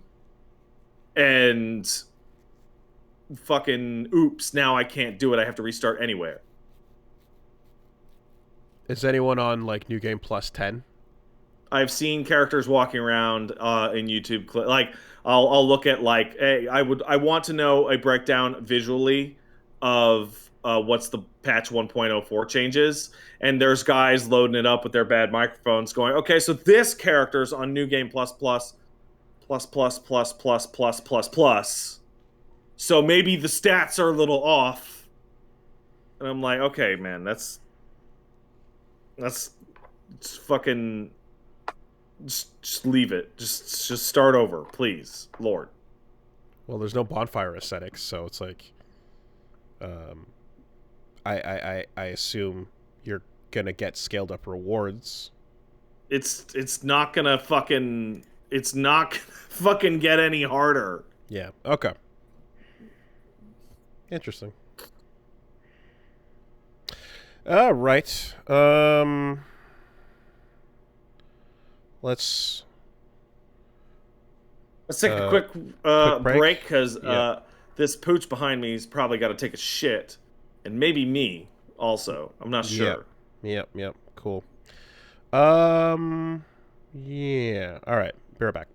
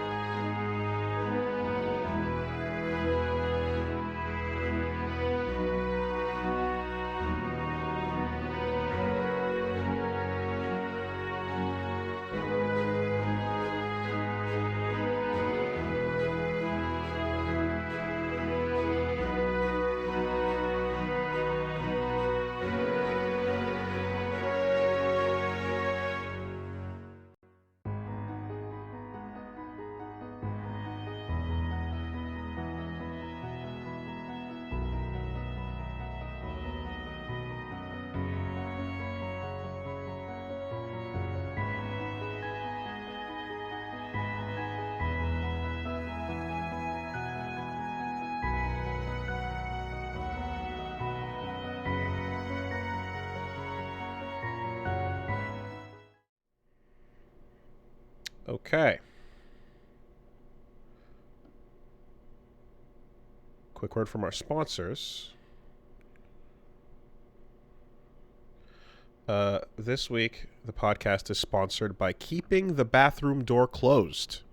Why would you do that? So that your pooch doesn't go in and try to eat from the cat litter. Yeah, well, but it's got so much protein. You can go to keepingthebathroomdoorclosed.com/superbeast. All right. What do we got? Cast of Super Beast this week is sponsored by HelloFresh, and if you don't know the deal, HelloFresh is in the business of getting you farm fresh, pre-proportioned ingredients, seasonal recipes, and food to your doorstep so that you can skip the trip to the grocery store and make home cooking easy and affordable. And that's why they're calling it America's #1 meal kit. If you've They'll teach you how to make a hard-boiled egg and then put it in a fancy salad. Look at that. I just in fact, Punch Mom we just got our HelloFresh delivery today. And I saw Punch Mom opening it up and taking a look, and yeah, the not only are the ingredients fresh, but they're making sure that they're kept cool with the ice packs and the temperature tech inside the boxes there, keeping the food in perfect condition. That's impressive. I appreciate that extra step. But yeah, in particular, if you've got different types of food preferences, whether that is vegetarian, protein, balanced, whatever you're looking for, they've got tons of ingredients for you to try out, and of course you're getting all the convenience, pre-proportioned. The ingredients are measured and planned, so you don't have to do that pinch of salt, taste, or look there, should I add more here? I don't know how to do that. I just followed the instructions, and they gave me minutes, and then I did the minutes. Follow the and steps. I ate the food. Follow the steps, and you too can have a delicious meal as planned by their experts. They got fit and wholesome recipes as well, so trying to get your diet under control and you want to eat something a little more low calorie or carb conscious, they got those options for you. In particular, I'm always preferable to the protein and the chicken recipes that are available, because you get some good chicken, get some good protein, and get some of that and some greens, and you're doing good. You know, when I get too many carbs in my system, I feel a little bit sluggish. So I got to make up for that damage from the pizza I was talking about earlier. That's going to sit in the gut for a minute. Can't eat that pizza damage. You can mitigate it. You can mitigate good food. Go to HelloFresh.com/SuperBeast16. Use the code SuperBeast16 for up to 16 free meals and 3 free gifts. That's HelloFresh.com/SuperBeast16 with the code SuperBeast16, because you're going to get up to 16 free meals and 3 free gifts. That's a lot. America's #1 meal kit. Thanks, HelloFresh. Thank you, HelloFresh. Damn. You just going to do geef like that? Oh, dude, it's hilarious. Is that you? Go fuck yourself. You're stupid. He doesn't know. He doesn't know nothing. He's a stupid dog.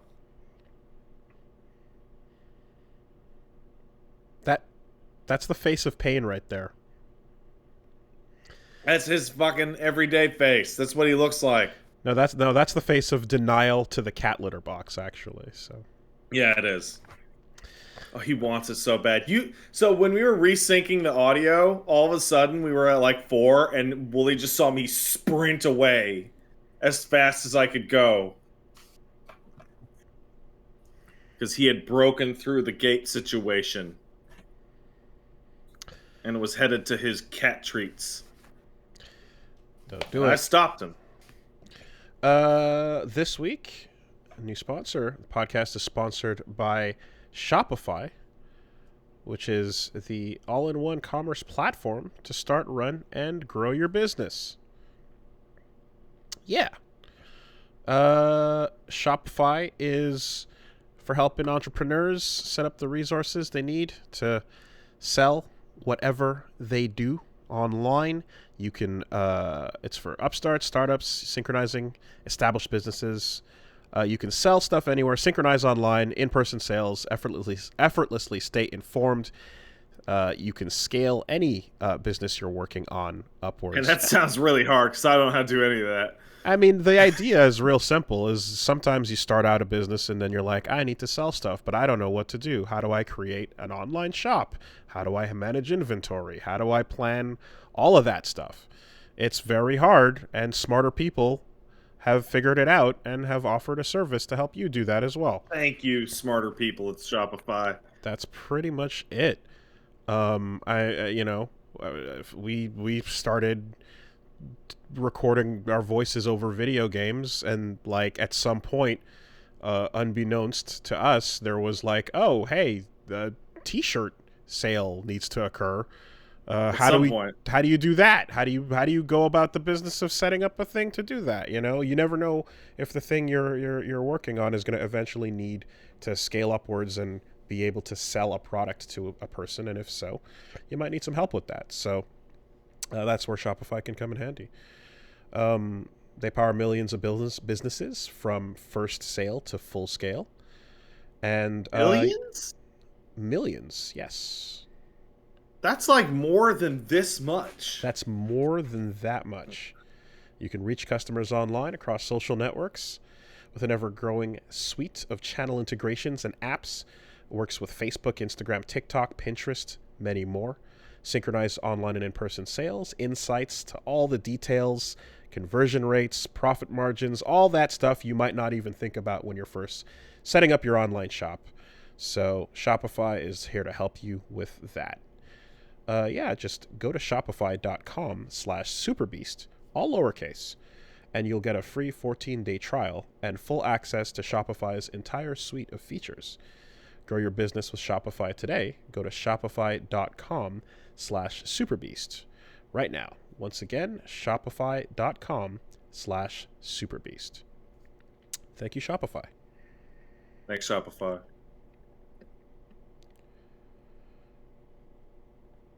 All right. So, moving into the news, we've already What's new this week? We've already talked about the weird stuff going on with Sonic Origins, and sucks. That's a weird one. We've also talked about the Crazy Taxi Jet Set Radio possibilities. That's not true. Well, it's a lie until it becomes the real, right? It's an untruth until it becomes reality. That's it. It's kind of amazing how, if you really think about it, for most of history, most things are a lie, and then they become true for a brief glimpse, and then return back to being a lie. That sounds like bullshit. For now. For the moment. Yeah. Here's what's not bullshit. If we're talking Elden Ring, there is a mod community, as you know, that's going about their way doing all kinds of wild shit. I've seen some crazy clips on Twitter. I saw someone summon in a mid-air what the fuck was a mid-air walking mausoleum that just lands on a group, and I'm like, as an enemy. What the fuck is happening in the mod community out here? People are going nuts. But what's really cool is that there is a player named Luke Yui who's working on a seamless co-op mod. And the idea is to basically let you co-op, get a friend to join in, and stay connected to them throughout the game over the course of multiple areas, even during that's nice. During and after boss battles. It's pretty awesome. Like, there's some a couple of videos have been put out showing off how they were able to have two players connected, going through a zone, sitting down at a bonfire and then taking on a boss. One player dies, respawns, and rejoins the boss fight. Oh, that's interesting. Very interesting. It's a larger co-op experience. It's the person that made DS Watchdog. Then fuck yeah, because that was essential for when we were going through to avoid cheats and bullshit. And in this case, it's being designed to avoid you getting banned. Oh, that would be fascinating if they can get that working. Yeah, Luke has added that as well as some other quality of life features, including you have the ability to vote on fast travel. So you see when someone selects return to the round table, you see a message pop up on your screen that says vote player whatever wants to go to the round table. It needs a majority of the players in the session to agree. And if the majority agree, or whatever number threshold is agreed, then you vote and go towards that warp location together. It's awesome. That's really cool. It also works taking you into Everjails together. It shows you like one person gets to the Everjail, presses the confirm button, and then the other person who's nearby kind of warps in with them. So it's an overall just a more comprehensive co-op experience that they're working on. Yeah, I've been poking my head around the mod scene. It's depressing for me because like my PC version still runs like complete garbage, like unplayable. But so far this past week we've seen that work is progressing quickly on the randomizer. Item randomizer, nice. I saw. Well, no, it's not just items. They loaded into Margit's stage and Radon the Fell Omen.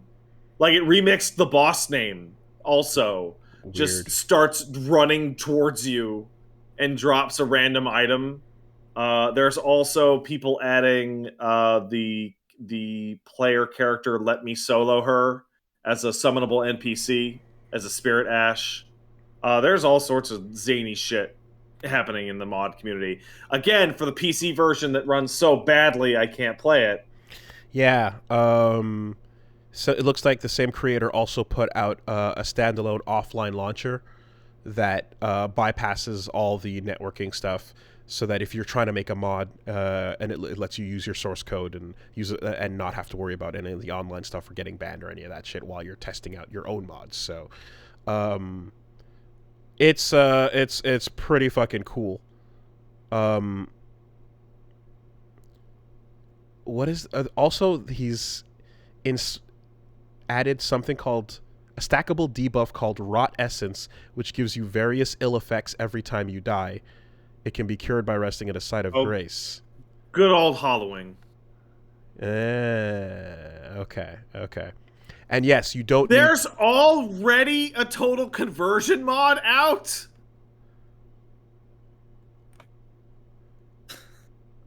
And you don't need. I was gonna say you don't need to use fingers to summon friends either.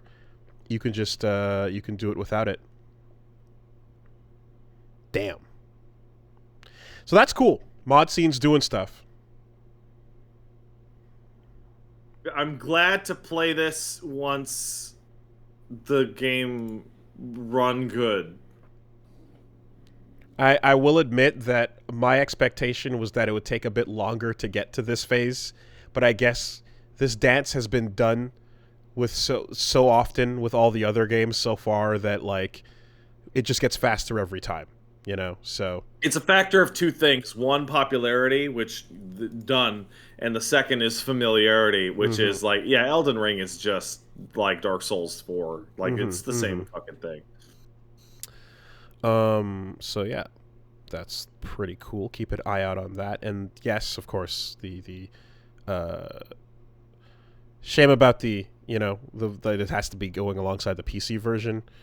But what are you gonna do? I think the most frustrating thing is that on this computer, which has a 3080 in it and is dressed to the nines, it runs like complete garbage. And on Paige's computer, which is middle of the road, like a 2060, I think it is, game runs flawlessly.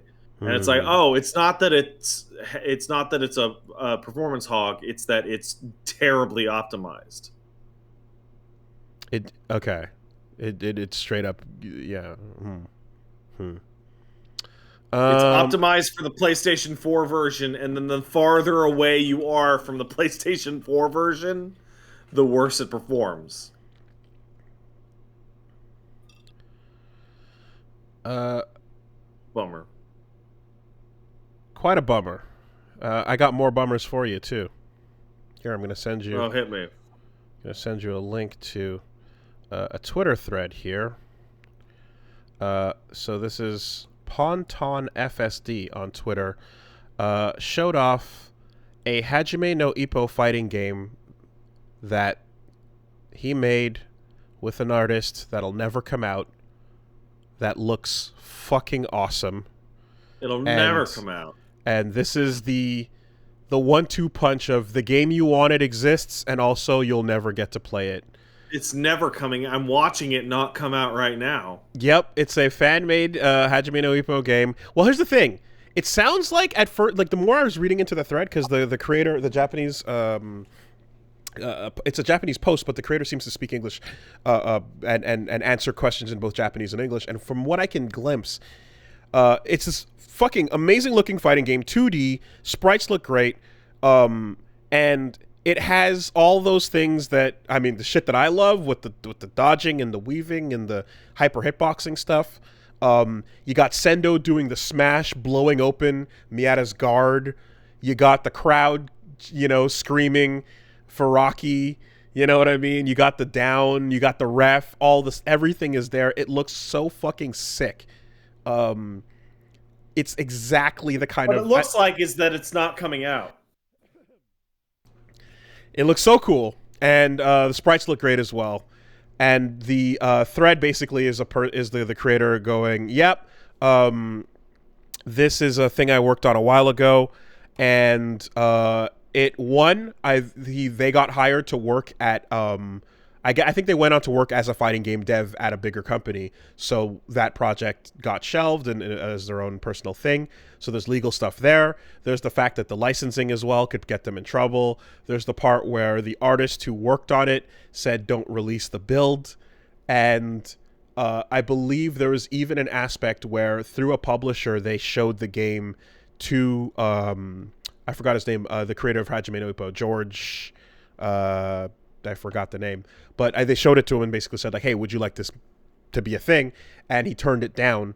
So it's just triple super not happening, and it looks fucking sick. So I'm still looking at it, and it's still not coming out. Yep. So just bear witness to something that exists in video form, and look at it as it instantly is not coming out. There is one reply they made where they said that maybe like redoing it with a completely different set of sprites under a different, like under a custom thing and not necessarily under Hajime no Ippo's license could be one way if they ever got an opportunity in the future. But yeah, but then no one would care if it came out. Well, definitely not as many. Definitely not as many. But yeah. Just check that out and fucking feel that in your chest. Feel that pain. I forgot to tell a story earlier, so it's really fast. I'm going to tell it right now. I spent 40 minutes before the podcast trying to kill a wasp that somehow got into the house. And I was terrified the whole time. I didn't want it to sting me. Did you get it? I did get it. I got it real bad too. Like I used I used a broom handle that had a flat top, and I like crunched it on the ceiling, and then I like twisted it to make sure that it like fucking it's dead. Paige got in the car and drove away. When there's one wasp. She noticed it. And she's like, "I'm out of here." And she fucking grabbed her shit and got in the car and drove away. Do you know where it came from? Because there might be more. It came from outside. Okay.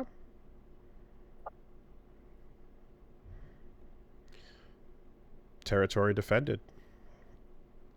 Um, did you know that the sound of you getting your super meter filled up in Third Strike, where it goes tew tew tew tew tew, let's go, let's go. You know that clip? Yeah, I do. You know where that fucking comes from? No. The source has been revealed to have been 1966 Batman, literally on one of the transitions in the show where it goes let's go. Get out. It's a clip from Batman, Adam West. That's crazy. Wild shit. That's fun. Yeah, no, shout outs to Frequent Fighting Game Facts, because like I love seeing these little things where it's like, oh yeah, here's the music video that they rotoscoped Elena off of. And it's a girl in a top hat doing a little dance, and then she turns herself sideways, and then they just traced over that to get the high frame rate, amazing Elena animations. Like that shit's great. I love seeing that. Yeah, it's a Batman sample. All right, we got that. We got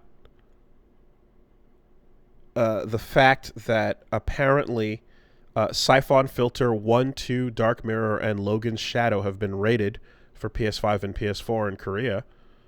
So, Syphon Filter Collection. Those first two games are pretty good.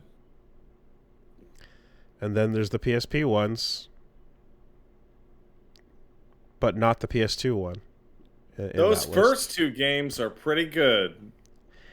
So here's the problem. Does that still stand if you're talking about a world where we stopped doing R1, L1 to strafe? No.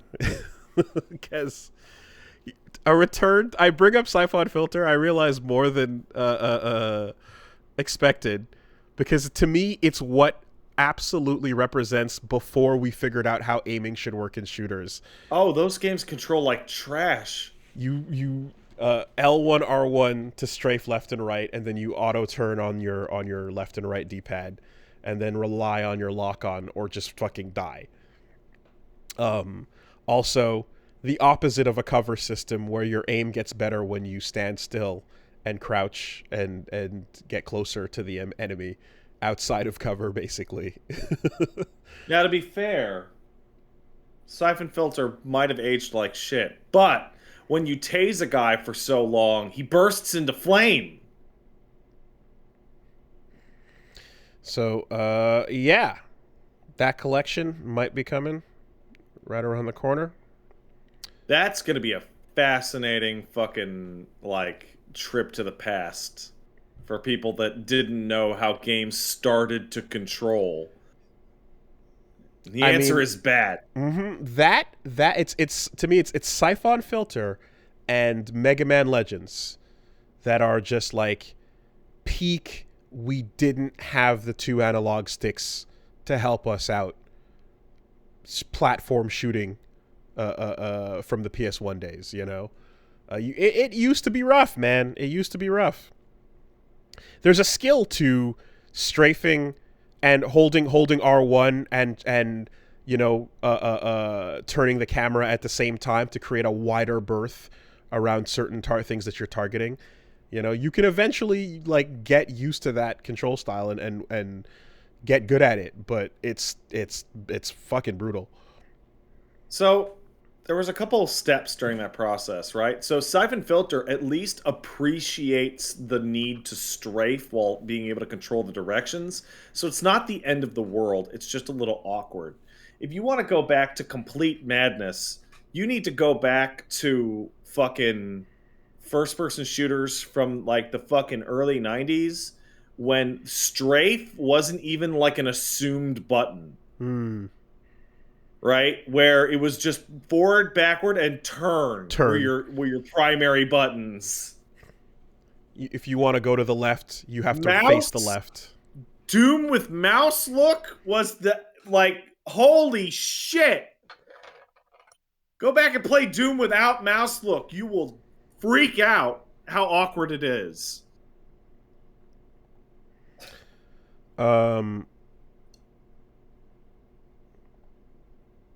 Yeah,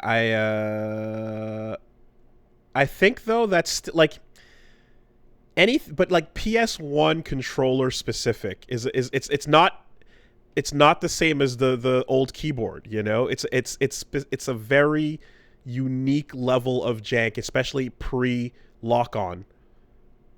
I think the absolute wildest version of the future, air quotes, of analog controls was the first mandatory PlayStation 1 DualShock game, Ape Escape, in which they used the right analog stick exclusively for weapon use and mechanics, and it still had the old hit like L1 to recenter the camera controls. Because it was a let's show off the controller let's show off the new accessory kind of game.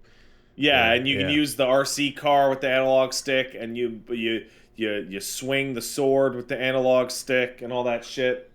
That game rules. A couple other things going on. The train of movies from game adaptations continues. In this case, now It Takes Two movie adaptation apparently in the works. The Sonic the Hedgehog writers are on board, as is Dwayne "The Rock" Johnson.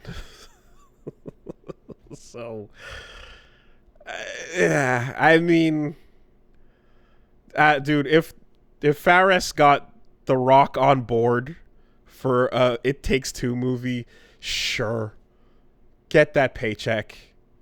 It's a fucking Rock movie. It's gonna be insane.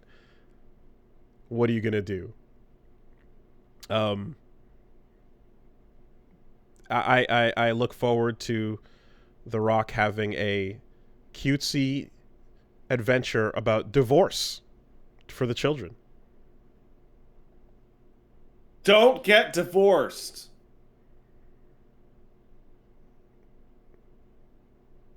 Or a creepy book will force you to terrorize your child. If you have kids, especially don't get divorced. Because kids would rather see fighting every day of their lives than have their parents be divorced. Traumatize your child, says the game. It was great. Do it. It was great. It was Do really it, good. pussy, no balls.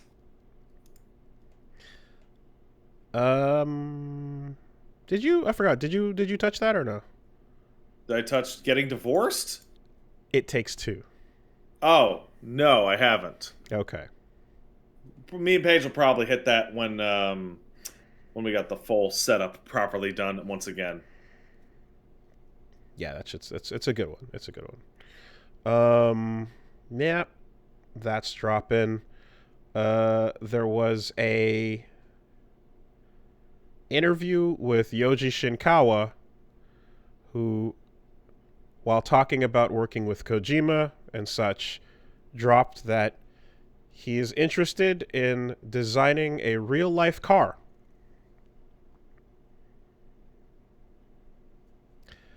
I don't know about you, but as someone who thinks Jehuti is one of the sexiest mecha designs of all time, I'm instantly sold. Because of the big cock or what? Yeah, hell yeah. The cockpit. Yeah. There's only one thing I don't like about the cockpit. What? And they show it off in I forget which one, but it's so out there that there's a point in one or two, I forget which one, where somebody just like goes to stab the dick part with the sword, and it's like it's right there. There's right there. No protection. Nope. It's erect. Nothing protecting you at all. Get it.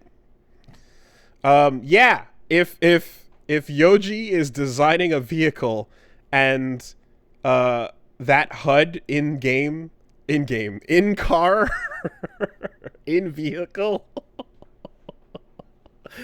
is designed by Koji Pro. I'm in. You got my attention. Fuck it. If you can have a char themed fucking Gundam car. Just make 2 cars and have them be the color palettes of Anubis and Jehuti with the same kind of metal stylings and the lines, the pulsating lines. Yep, but like they have their unleashed mode where you use the full power of the engine, but only the Anubis car, only the Jehuti car can catch up to the Anubis speed. I gotta say, man, that aesthetic of like the line of energy that goes the whole way and then turns off and then goes the whole way. That's the best on everything. I mean, look, if you start up your car and then Ada's voice kicks in and says, "Hello, are we not living the good life? Is that not all we need?" Really? Man, I gotta go back and play Zone of the Enders 2 again. Oh man. Right? Give me Knight Rider, but instead of Kit, give me Ada. It's really simple. God, that game is so the best game that's ever had a robot in it. It's amazing. So unbelievable.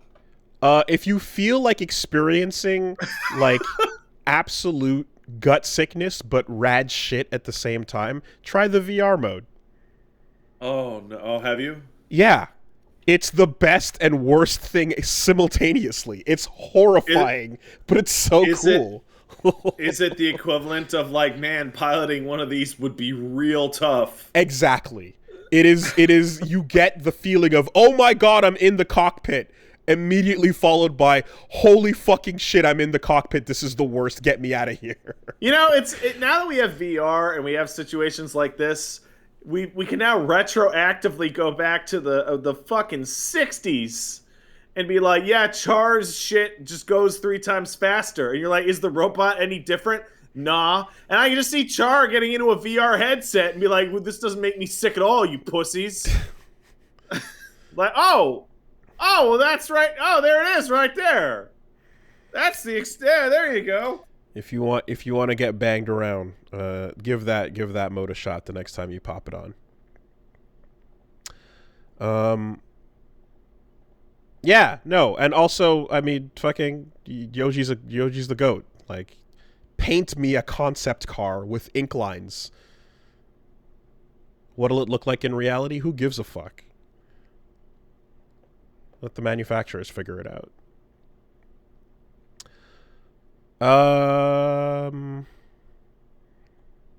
And God, I can't. I just went and I was like, I'm trying to look at like, okay, which version of Zone of the Enders, the second runner, is the best one. I think it's the PS4 version, right? Because that got redone. Do you remember that? Yeah, the golden box re-release. Yeah, you can just go grab that one. Mm-hmm. So that's easily accessible. And then I click on it and YouTube or Google shows you the things. And I am reminded of the greatest trailer ever that makes no sense. That is the Zone of the Enders 2 second runner launch trailer. Not a single line of dialogue or written text on that whole thing makes a goddamn lick of sense. It's meaningless. That trailer is so good. It all depends on the skill of the runner. Don't you know how many of my friends died back there? Poof! Oh! Dingo! Diddly-dee! Yeah. Oh, fuck. That's back in the day when at the end of the trailer, the fucking Japanese director would just put words at the end and go, that's the genre.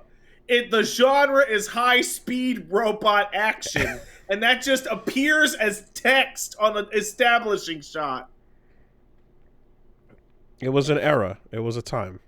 And that's basically what I want the feeling of his car to evoke. That's pretty much exactly it. You know what feeling I want the car to evoke? Mm-hmm. This is going to be really specific. You'll have to have played Zone of the Enders on the PS2 to get it. I want the car to start telling me shit, and I want the feeling of revving the engine and letting loose on a burnout to be the same as doing the palm orb smash on the tutorial, and the snow breaks open and the frame rate goes and you see all the particles go everywhere. That's what I want it to feel like when you burn out. Yeah, we can get there. We can do it. Every time you use the camera to like look at upcoming traffic and a new vehicle appears, you hear that little lock-on noise, tickink, tickink. You know, as it locks on to each thing you see. As soon as you fill up at the gas station and you turn it on, you hear a nice little obtained Metatron. I just had a mental image that will, or an audio image rather, that will make people lose their minds. Okay, in the Jehuti car, you have the sensor that tells you when you're parallel parking that you're too close, and Ada's voice comes over, goes a little to the left, a little to the left, back, yeah, a little to the back, a little to the right, a little to the right, yeah.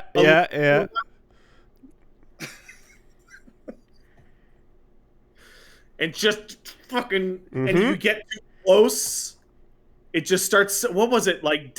What was it? The warning. Was it actually like danger? I forget. I mean, it's... Go back to the beginning. Go back. Oh, God, there was something in there. I forget what it was. I forget, but yeah. Absolutely. That's a freebie. It's the best. Give me that. Give me that all day. Somebody in the chat's got a great idea. Make this spoiler on the Anubis car attached to the car with like a magnet system or like thin wires, so it looks like it's floating off the fucking car. And the moment you get an offender bender, that shit falls the fuck off and explodes. It just flies everywhere like projectile. That's great. Fuck it. We can't have fun. And now I'm realizing that the Zone of the Enders 2 has me and you saying the most appreciably wrong shit we've ever said in our lives, because that video went out like the day before Kojima got fired. And the whole Mecha Week video we're talking about, oh man, Kojima just runs that place, man. He can do whatever he wants. Was that the timing on it? I forget. Yeah, and he was being fired like while we were recording the episode. Yeah. I mean, look, I went back through it with Min like in 2019 or so, and you know, it's just that shit still holds up, man. Oh, it's the best. Still holds up. It's a game you can hold up and be like, hey, you know what can carry a whole game? Good controls. Just carry the whole thing. But also, like, perfect art design. Yeah, well, that's... Yeah. It just top to bottom, you know? Anyway. So that I hope that someone takes him up on the offer there. I want to just see the man, his designs used on any item that has to exist in the real world. A coffee pot. A Yoji Shinkawa fucking toaster. Clothes. Like anything. I don't care. Okay, so there's that, and then this is more just a fucking, if you're in there on the Guilty Gear lore, they announced the next story is coming to Strive, and they showed off that it's going to focus on all the characters that were not in the main story for Strive. So Baiken and Ramlethal and May and all the people that were basically out of that's nice. All the people that were not in the White House at the time. And they also showed off Delilah, who was teased, just like Happy Chaos was teased in Exerd. Delilah was also teased at the end of Bedman's story. You got to see, if you watched the Guilty Gear lore, you'll remember there's that little clip where as Bedman is on the way out, two legs appear in front of him, and then you get the tattoos that he has on them. So they showed her off, and now Delilah is going to be confirmed for the next story. She's awake, and she's going to be out for revenge for her brother. Huzzah! I don't think... Well, we'll see. Like, I know that like some of Baiken's lines in the game have made reference to the fact that they're working together, or that she's protecting her or something along those lines. And it didn't seem like she was going to be necessarily someone like that comes in as the new villain per se, but I'm hard calling that she's going to be the next playable character in Season Pass 2. Just good old Bedwoman. Bedwoman. Straight up. Yeah. There's also like a screenshot of what looks like Baiken fighting Bedman's bed on its own. Oh, man. With no one in it. So, who the fuck knows? But yeah, expect Delilah and expect what if I don't know if like the bed is going to be like a separate thing, or if that's just story only or whatever. But yeah, if you didn't like Bedman, tough. Bed Girl's coming. I didn't like Bedman. Well,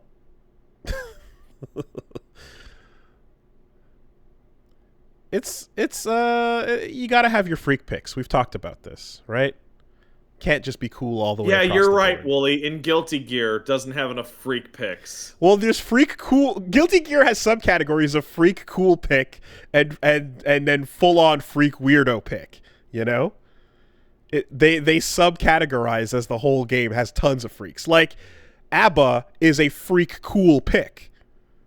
You know, it's not just a freak pick. In any other game, it would be the freak pick, but Guilty Gear's got more. Zappa is a proper freak pick. Zappa's a freak pick. A super freak pick, exactly.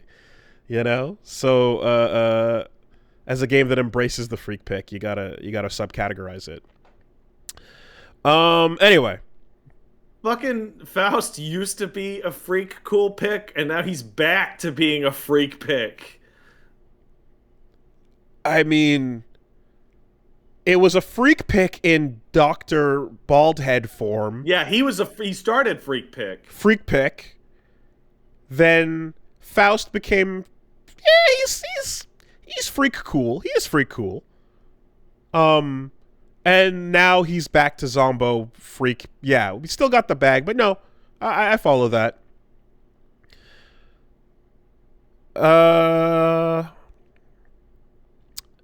Anyway, and then last but not least over here, if you use the Bethesda launcher, it's shutting down May 11th, PSA. Wait, isn't that launcher that doxed all those people? It might be. That thing was around, and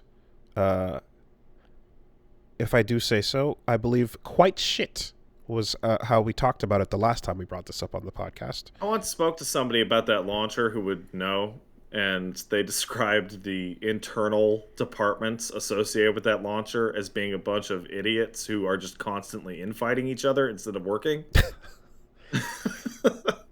So, I'm not surprised.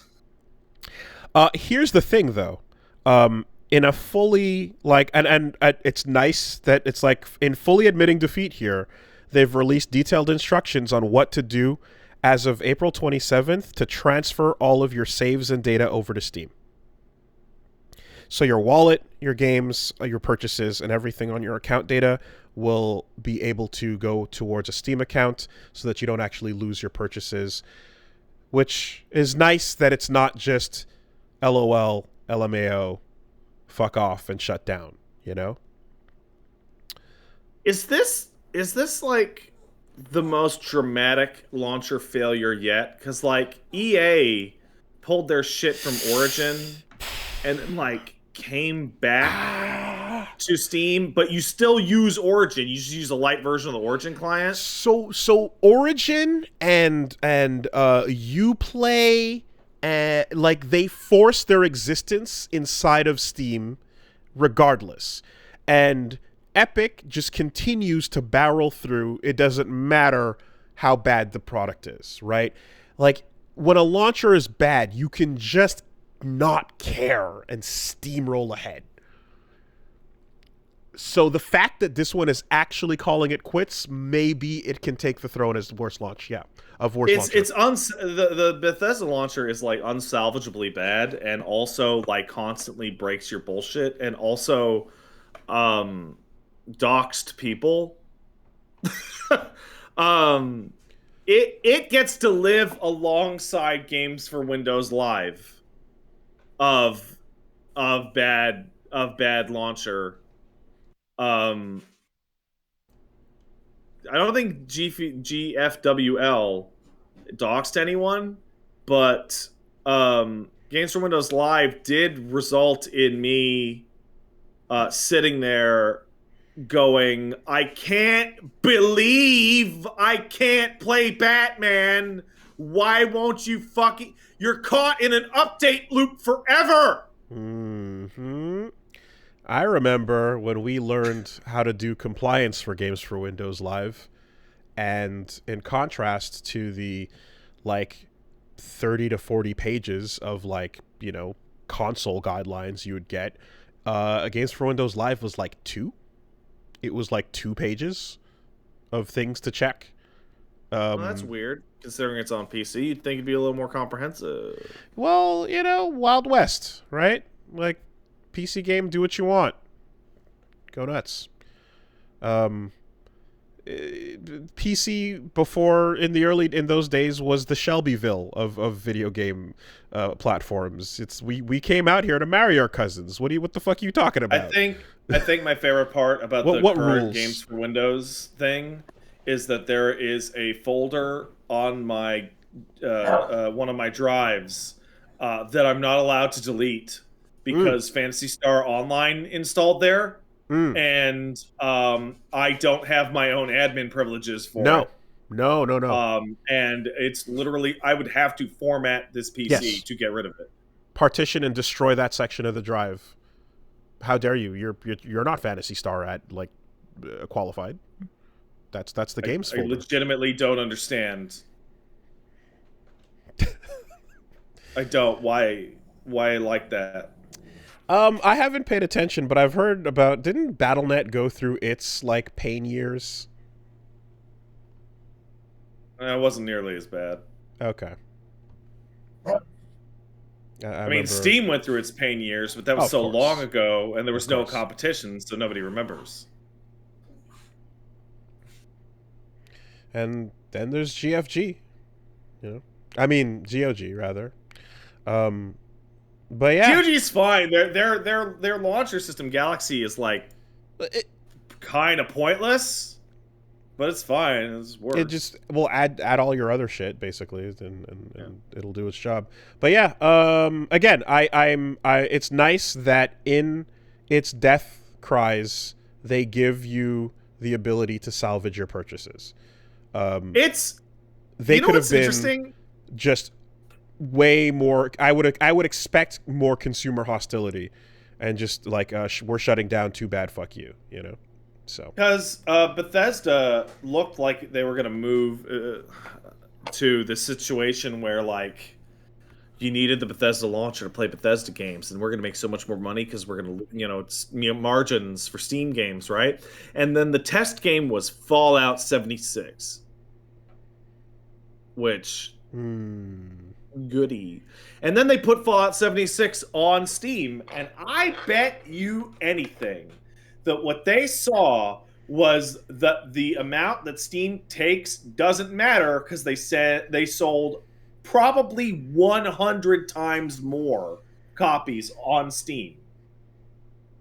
Because it's on Steam and people fucking see it, and it goes on sale sometimes.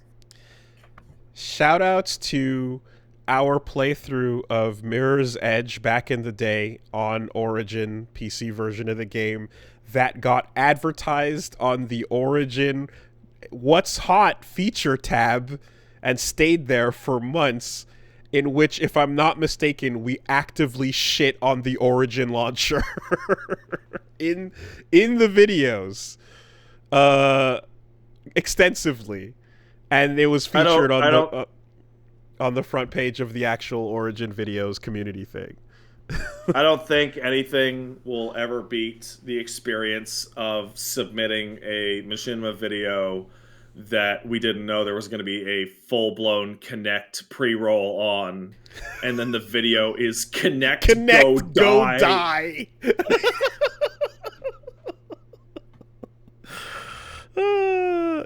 That's what happens when people in different departments don't talk to each other. Oh, man. Wooly, I need to tell you something. I'm going to send you the name of a game. I recently got contacted through my business email in a big, loud, paid opportunity stream for the game I just sent you. And then I'm like, oh, cool. How much are you guys offering? And got sent an email back that was like, nothing. Wow. That was a mistake. Wow. And I just go, but it says paid opportunity stream. And they go, that email was sent in error. Damn, dude. Shit. And I'm like, wow, I have never been more incentivized to not cover something. Well, thank you for reaching out. I'm happy to say that I've confirmed that the email I've received for Raid Shadow Legends has finally landed, and I've got 10 of them. They won't stop sending it to me. It's one of those, like, it's like I'm just happy to see it there. You know, you're just like, there it is. There's that legendary game. I have to imagine they can't possibly still be operating in the green in any way, shape, or form, or in the black, I should say, and still offering the rates they used to at a glance. They're not. They're not. No. So, but I'm looking at it and I'm like, but the meme though. I think the wildest thing about the Raid Shadow Legends thing that I can say, because I never signed any of them, was they're like, make sure to say it in your own words, and then they have like 8 pages of deliverables of things you have to say, and I'm like, this doesn't look like my own goddamn words, man. But on top of that is that every month you get a Raid Shadow Legends email from like a different outfit.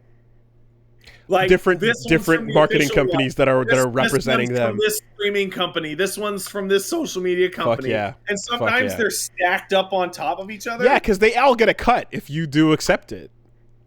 Hell yeah. Oh, you know what? I'm gonna go to my business email right now. I have my favorite tweet I've ever received in my business email. I made a tweet about it. Fuck. Oh, there's a raid one. Yeah, there it is. God, where is it? Fuck, I'm not going to be able to find it in time. Go ahead and hit the next story while I dig this piece of shit up. It's hilarious. Well, I'm going to grab some emails. If you Oh, yeah, it's an email. Want to send a letter, you can send it over to castlesuperbeastmail@gmail.com. It's castlesuperbeastmail@gmail.com. And if I see a letter from you offering me Raid Shadow Legends, then that's how I know I've made it. Here's an email that I received. I was able to find it as a good taster. Here is it's my favorite business email I've ever received in my career. Pat stares at paid collaboration. Want to book your tweet to share our official tweet. Hi, friend. Hope this email finds you well. This is, name redacted, we want to book your tweet to share our official tweet. This tweet is about the game. Could you please give me your offer about this tweet? Hope to hear from you soon. Best regards. Person's name and then name of the company. End of email.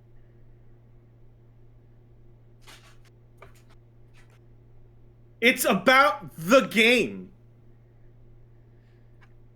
Please tell us your rate now. About the game. About the tweet. The tweet. The tweet about the game. Do you get those? Where they're like, how much for game? And I'm like, what game? What's the game? Why won't you say what the fucking game is?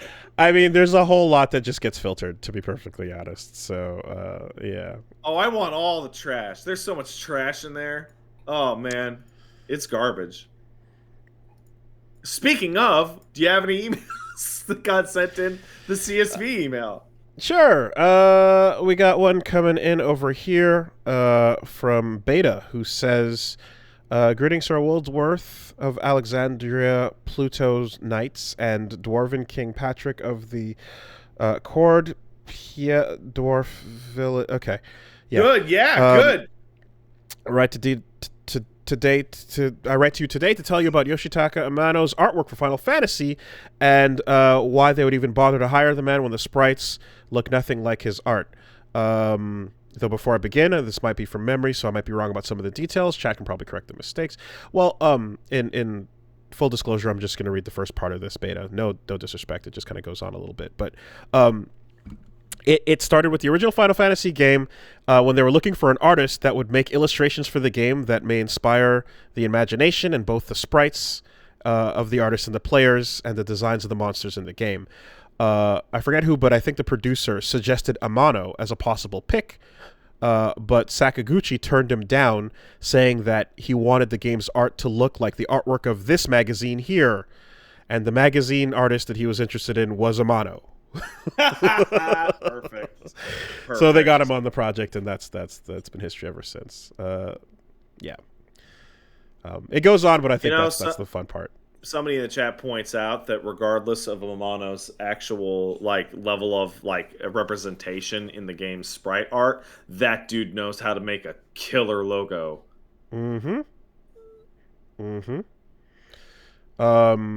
It's honestly just like Shinkawa. When your work looks like an artist that is from outside of the game industry, it just becomes the most unique and fucking awesome thing ever as a signature for an IP or for a series. You know, like it doesn't look like what other games are doing. It's a specific style that is now the identity, and it's the best decision ever when you marry that design choice to your franchise. You know, I have grown. I liked Arcane. And the League of Legends art is very shiny, but when I see some of those peak character glowy armor things happening, and I'm like, is that a Blizzard or is that a League? And I can't tell the difference. That distinction is actually totally meaningless because in many cases it's the same actual people. Fair enough. Because Riot is one of those companies that gets born by a bunch of people leaving one company and making their new company. And it's very it's gorgeous art, but I'm unable to distinguish, you know? So yeah, that's fucking cool. We got one coming in over here from Jackie, who says, why drop the ball when you can spike it? Dear other apologist and Saint Anger superfan, while Ubisoft's rapid decline into scumbaggery and inconsistent game quality has been widely documented, wanted to talk about the swan song that spun out into a cash grab. So some spoilers for Splinter Cell Conviction ahead. If you're don't worry about it. We're good. Well, just talking to the audience. In Splinter Cell don't worry about it. In Splinter Cell Conviction, let them decide. Sam Fisher is a vengeful old man. He learns that his daughter didn't die in the previous game, and he's actually now She's in her mid-20s. Sam brutally and viciously runs through a one last job narrative where he's too old and too outnumbered to save everybody, but he still manages to save the country and return to a quiet life with his daughter. Cut to 3 years later, Sam Fisher in Splinter Cell Blacklist looks 30 years younger, is voiced by a new character, and is almost all meaningful consequence from conviction are conveniently never mentioned again. He's fully enrolled back in the military. Overall, did a 180 over where the previous finale left him. Despite Blacklist building on conviction's technical prowess, the narrative completely ignores the previous games and what happened. Can you think of any media where the character is written into a fulfilling ending only to be soured by a sequel or soft reboot immediately? Always do. Every Metal Gear game. So, because he writes it like it's the last one. Every single Metal Gear game.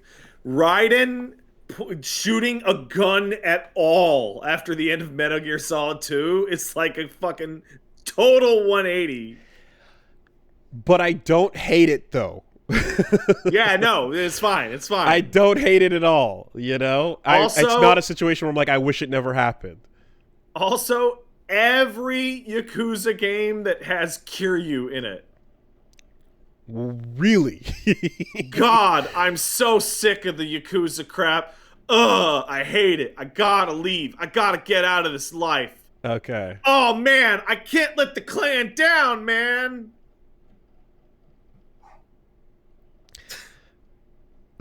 Yeah. That, to me, at that point, like, if you're gonna, like, why not just go, if you're doing the soft reboot, if you're starting over, if you're ignoring what just happened, why not just bring in the new character at that point? You know? Why not bring in the Nero? If you're gonna just keep the name Splinter Cell and you basically want to start over. So I think with Splinter Cell, like, usually the answer is put the character, right? Mm-hmm. But the character is more popular than the series. But in Splinter Cell, it was extra confusing because the character is Michael Ironside.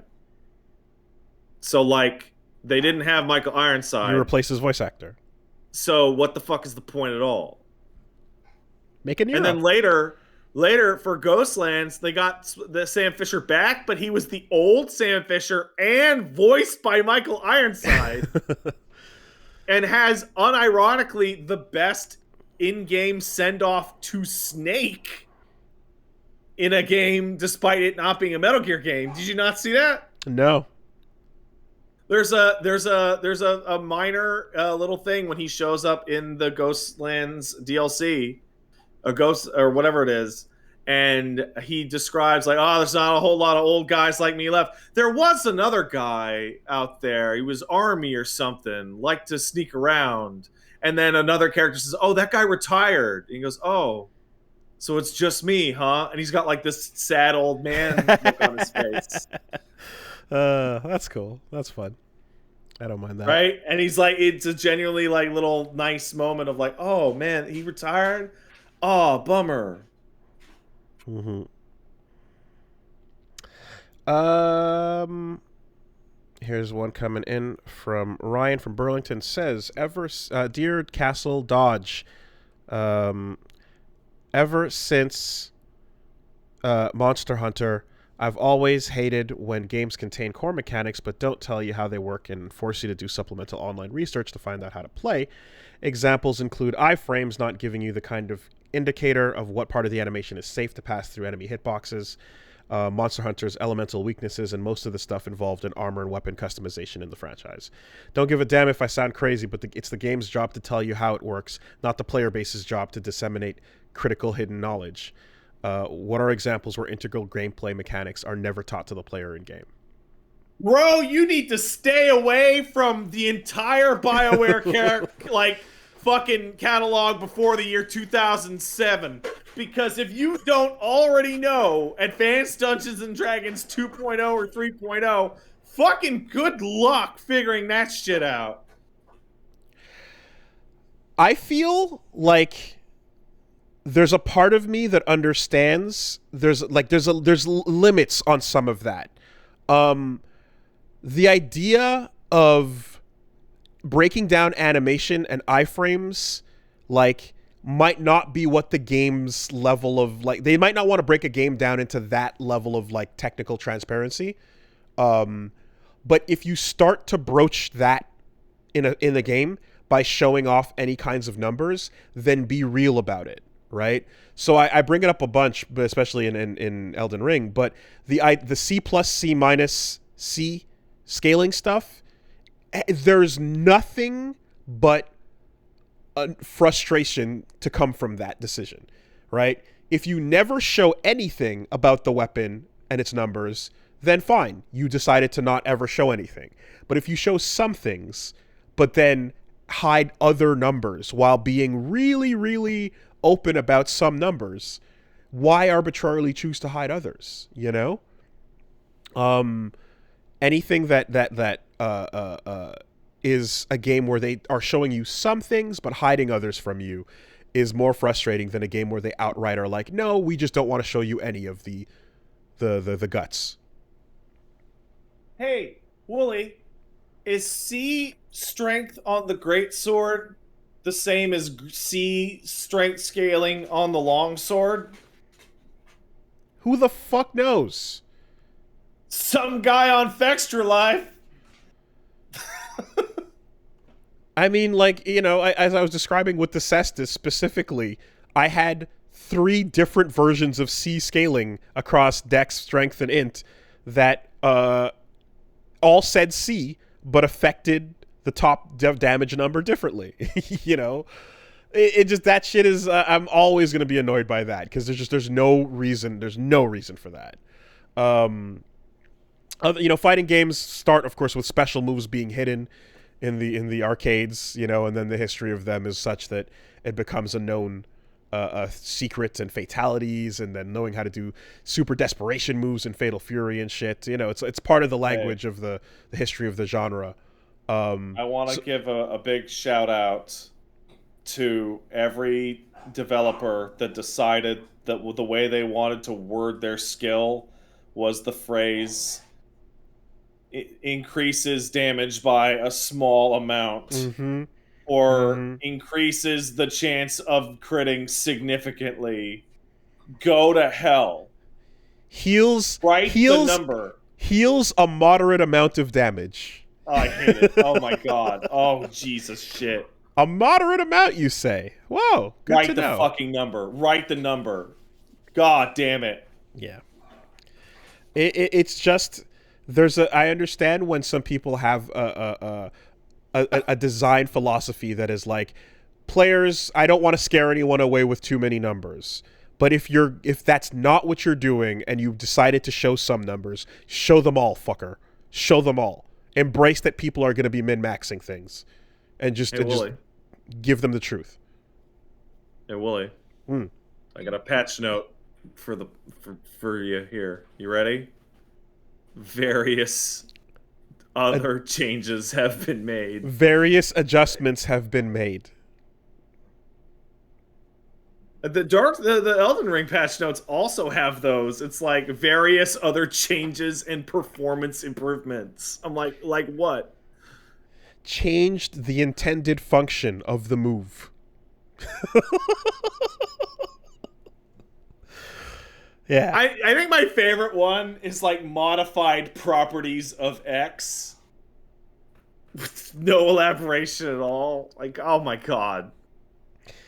So, you know, how are you gonna, like, you can't get mad when your community starts releasing fucking, like, hitbox and hurtbox pictures and videos and going just into the nitty-gritty. Rip your shit open if you're not gonna be about it, if you're not gonna be honest, you know? Wow, we have a great comment in the chat. Imagine what playing Hades would be like if there were no numbers. Wow.